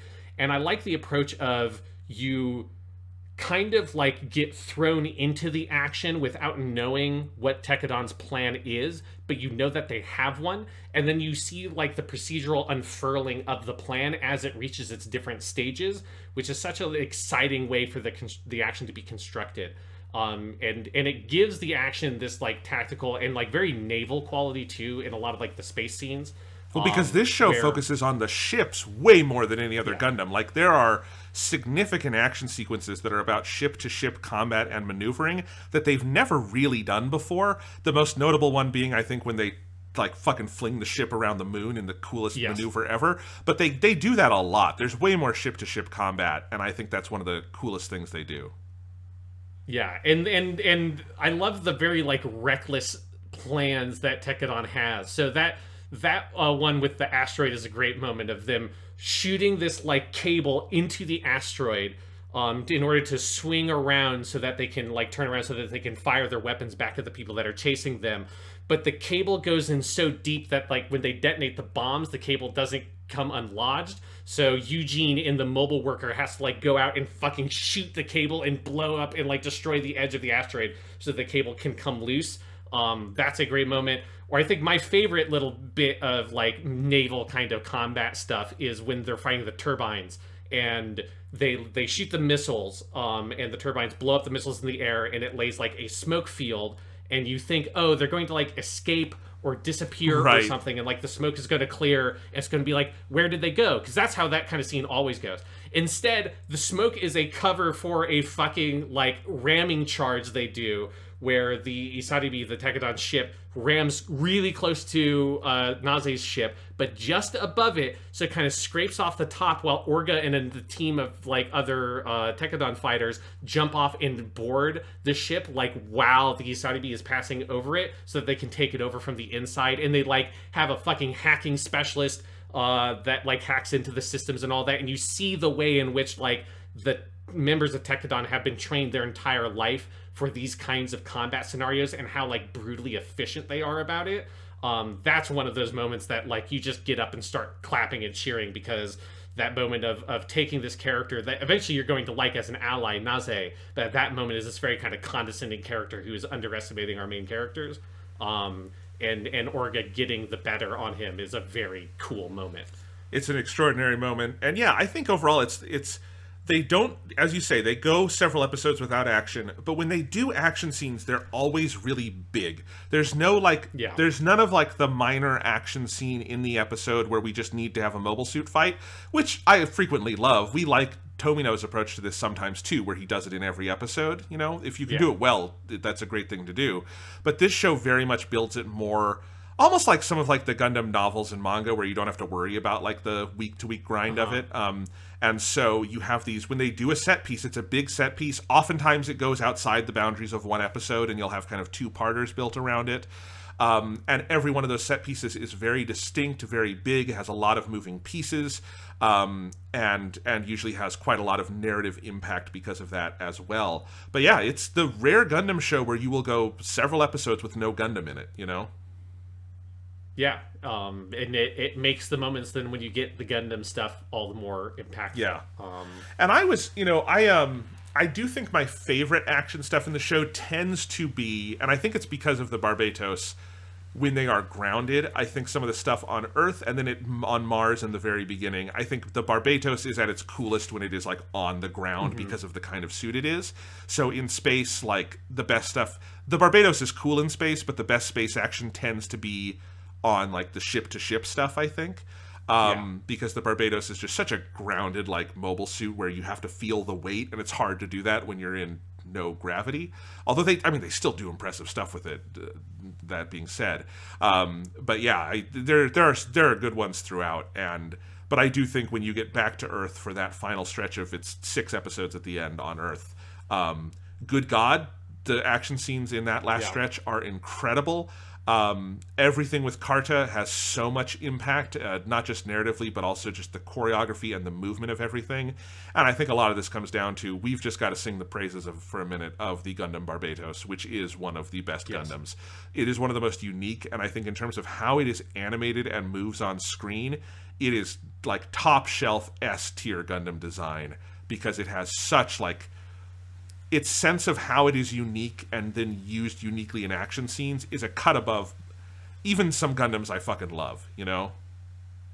Yeah, I agree that there's it feels like the design of the Barbatos came out purely from like the aesthetic desires, the thematic desires of the story of the show, right? So it's like it's a Gundam that you couldn't imagine that Gundam existing in any other Gundam show, and you also can't imagine any other Gundam existing in Iron-Blooded Orphans. Like, if you just plopped like the fucking Strike Gundam from Seed in here, it would look utterly bizarre and completely out of place.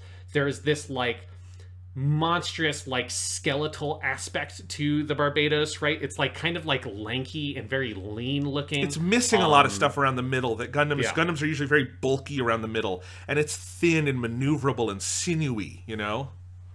Yeah, and it fits with like the whole visual storytelling of a lot of the mobile suits that Mika fights are a little bit more traditional. They're a little bit like bulkier and boxier, but they're very mechanical in their movements. And then Mika, because he's, you know, he has the Elias system, he's like jacked in or whatever, and it's moving like his body. The Barbatos moves incredibly fluidly, more like a thing in G Gundam or something like that than a traditional Gundam scene. But he's the only person who, or he's not the only person, but he's one of the only people in the whole show that can manipulate a mobile suit like that. And that's one of those things that creates this very dynamic visual storytelling of he's leaping around and dodging around enemies and doing things that their mobile suits can't do. And then he's using these like really creative, really exotic weapons. Like we talked about, he has this like the big fucking lance thing with the giant heavy weight at the end. That's my favorite. With the big, yeah, it's got like a pneumatic rod that like shoots in and like penetrates enemy mobile suits. Again, like all of it very much feels like their idea of melee combat in mobile suits is pulled from medieval European knights fighting in plate mail and thinking about how do you either crush or pierce armor. And then he gets, for the Carta fight, he's got a giant pair of like fucking like industrial crushing scissors or whatever. They can both either just like smash things with, or he opens it up and can like crush and compress them like a vice, which again, you're just seeking to like crush the pilot in their fucking in the pod in the mobile suit. And there's one really great shot that's like very gross in the Carta things, where one of Carta's like lieutenants or whatever is in his mobile suit, and then there's a shot that's like feels like the camera would be like positioned against the wall of the cockpit as the cockpit gets crushed, and you see all the walls and the camera come like in fits and starts towards the guy's face, and then everything crushes in on him and goes black. And that feeling of claustrophobia and like of people getting just harsh, like jagged metal jammed through their body. Lots of people get injured in the midst of mobile suit fights and are like bleeding in their cockpits in a way is very rare in Gundam stuff. And it's all thought through with like the different kind of weaponry that Mika uses. And then that all culminates in him having this sword he has throughout the whole show, that every time he tries to use it, he's like, God, this thing is really fucking hard to use. How are you even supposed to use this? Because, of course, Mika's not even, like, a trained fighter in, like, martial arts. He's, like, a trained combatant in killing people, but he doesn't know how to fucking use a sword. Like, a sword is a very precise, like, surgical kind of weapon to use.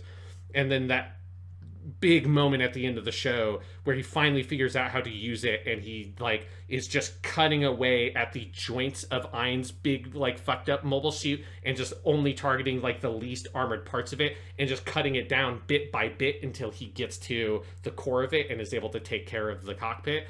Like, that evolution of his fighting style is so satisfying to go with him across the whole show. It's amazing. I mean, this is a Gundam where the Gundam boy very rarely struggles against enemies. Really, the only one-on-one opponent who gives him any trouble is Ein. And that's not a bug of the show. That is a feature. That is what makes it so like intimidating and disturbing and makes Mika such an interesting character, is that like he's ruthlessly efficient. This isn't really hard for him out there, you know? The design in terms of the mecha world that the Barbados reminds me most isn't other Gundams, it's the Evangelions. It's like, it very much feels like one of the Evas. Like, there's definitely, I feel like they must have been inspired by the classic moment in Eva from like episode 18 or 19 where it goes berserk and rips the thing apart and all of that. Like, because there's a lot of Barbados kind of feels like that. It has that face that like looks kind of monstrous. There's honestly some of the stuff with like the big like lance he has reminds me of some of the lance stuff from the last Eva movie, the fourth one where they do the big lance fight near the end.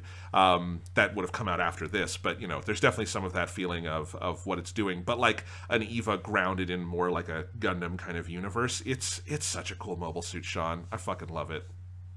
Yeah, I mean it's like having an Eva fighting other like Zaku's and shit like that. Like, it's the clash of styles between the Barbados and like the traditional mobile suits that Gjallarhorn has for most of the show is like really this like rich contrast. Yeah, but there's a bunch of other Gundam frames out there. I wonder if we'll see more of them in season 2. Who knows? Like, that would be an interesting place to expand on the, you know, the mobile suits you have available. They explicitly promised us 72 Gundam frames, and we've seen like 2 or 3. So we need to see more of these bad boys. It's good stuff. Are there any other action sequences that we feel like we need to highlight, or mobile suits, or any of that stuff? In terms of action sequences, I do want to shout out the action sequence that culminates in Biscuit's death. Like, is a very satisfying, like, the tactics of seeing the plan of how like Carta is just like throwing all these numbers at Tekkadan, and they've like have this very thought out like stage thing of like, okay, you intercept them on the beach here, we have this decoy here, and we're gonna blow up the bridge. And it's like you see them like setting bombs on the bridge in the previous episode, and you see them start some of the planning, but you don't have any like official exposition that's laying out what the battle plan is. And seeing all of that unfurl, and then just like, again, tragically they lose Biscuit, but generally speaking, in terms of like a military accomplishment, they absolutely like spank this enemy force and just decimate it in a way that shows how trained and efficient they are compared to like the cops, right? Which is what Gjallarhorn is. Like, they don't really know actual military tactics. They only know trained like book tactics, basically. They've read about military battles, but they've never been in a big military battle. And seeing that happen so procedurally as you're following along Orga and Biscuit in their little like mobile workers, they're going from site to site across like the multiple different kind of fronts they're fighting that battle on, that I think is just like a pretty immaculate whole battle sequence. Absolutely, it's a terrific one. Everything in those last 6 is great, and I think we shouted out a lot of the ones earlier in the show. You know, the Barbados' first fight, and then its duel with the guy in episode 3 with Crank. Pretty much, I mean, anytime the Barbados comes out to play, interesting things happen. Interesting, horrible things happen, because it's very brutal. But I think we covered the action pretty well. I do have a question. Is Carta dead? Like, I believe so.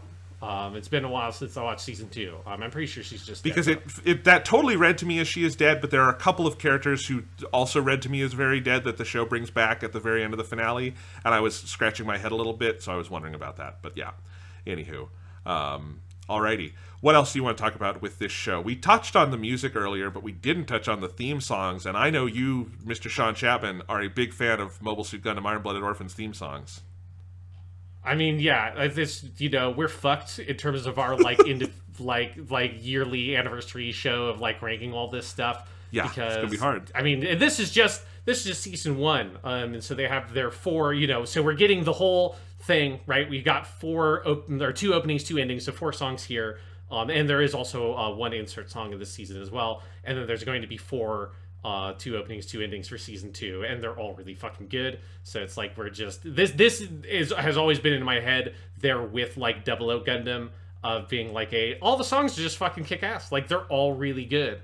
Raise Your Flag by Man with a Mission is one of those like very like sort of definitive openings to me of like kind of like the first opening for 00 Gundam, where it just very much sets the tone for the show. And there's a lot of like the tone of the music, like there's like the show has like fiddling in it, which is sick. Like there's a very folksy quality to a lot of the music in IBO that is really cool. And like I don't know if some of these songs, how many of these songs were made specifically for the show, because a lot of the lyrics, obviously the song like "The Tears of an Orphan," like the lyrics of that song very clearly apply to the show, but most of the songs have like lyrics that feel like they call specifically to things in the show, and I don't know if that's a coincidence or they were made specifically for it. But Raise Your Flag feels like a show that was made definitively for IBO to kind of set the musical tone for a lot of what the show is doing. Yeah, I think in general, and I haven't heard the second batch of songs, I'm waiting to listen to them until I see them in the show. I wouldn't put these quite on the level of Double O. They're all great. I like them all. I think Raise Your Flag is just like a great get pumped opening. You will get excited every time listening to that. I think Survivor, the second opening, is also very strong. They're definitely both like, a cut above. The one to me that is an all-timer from this batch of 4 is Orphans Namida. I think that one is just incredible. And that is one, if you have not heard the full-length version, it is even better full-length. The full-length version, after you get outside like the 90 seconds from the TV version, gets like... It was already pretty jazzy and bluesy. It gets really jazzy and bluesy to the point where it kind of reminds me of the Cowboy Bebop ending.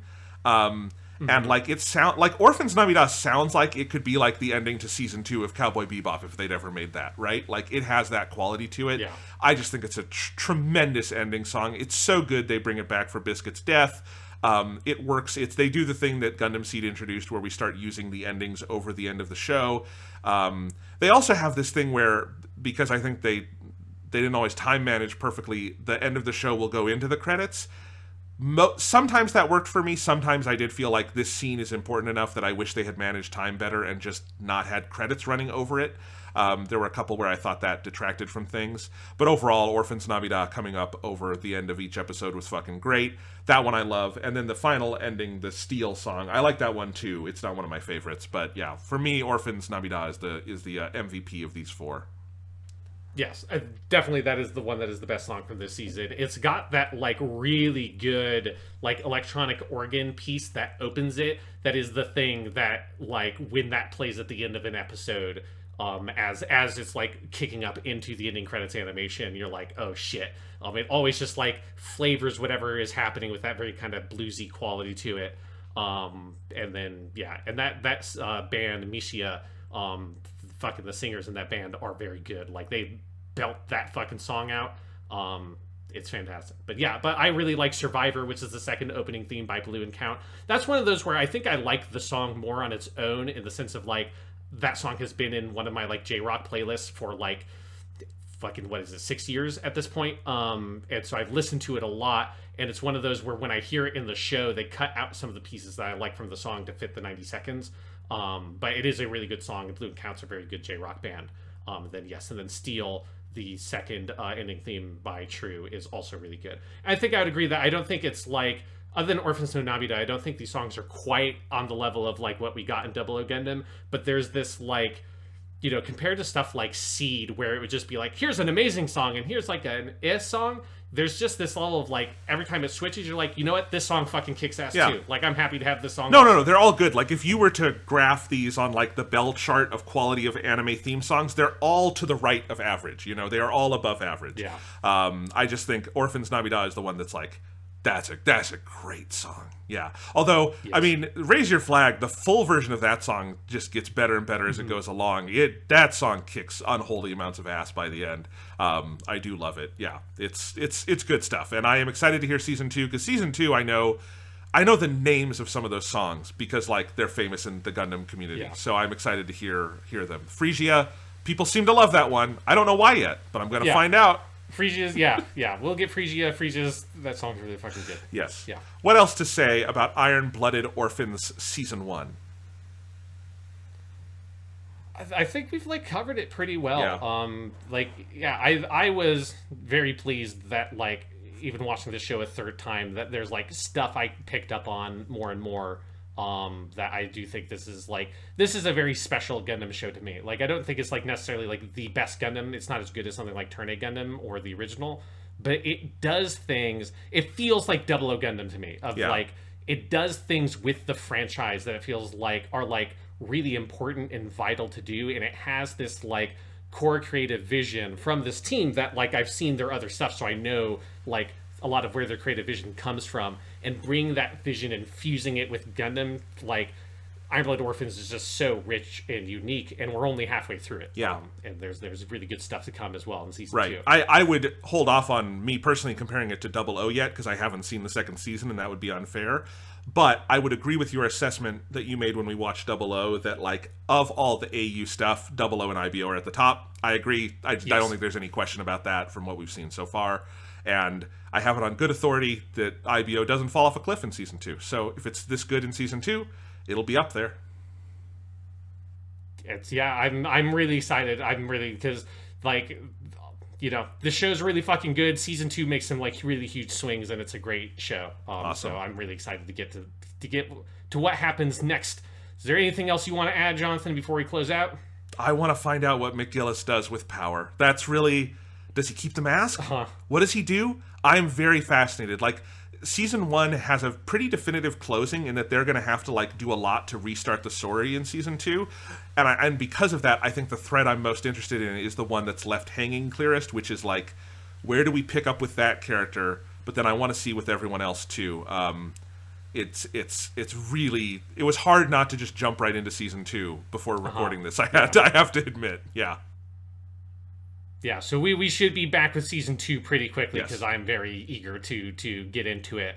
And we'll find out what that weirdo McGillis Freed's whole deal is. We'll find out, does Mikazuki ever run out of those weird Martian plums? Where the fuck does he get those? Next time on Weekly Suit Gundam.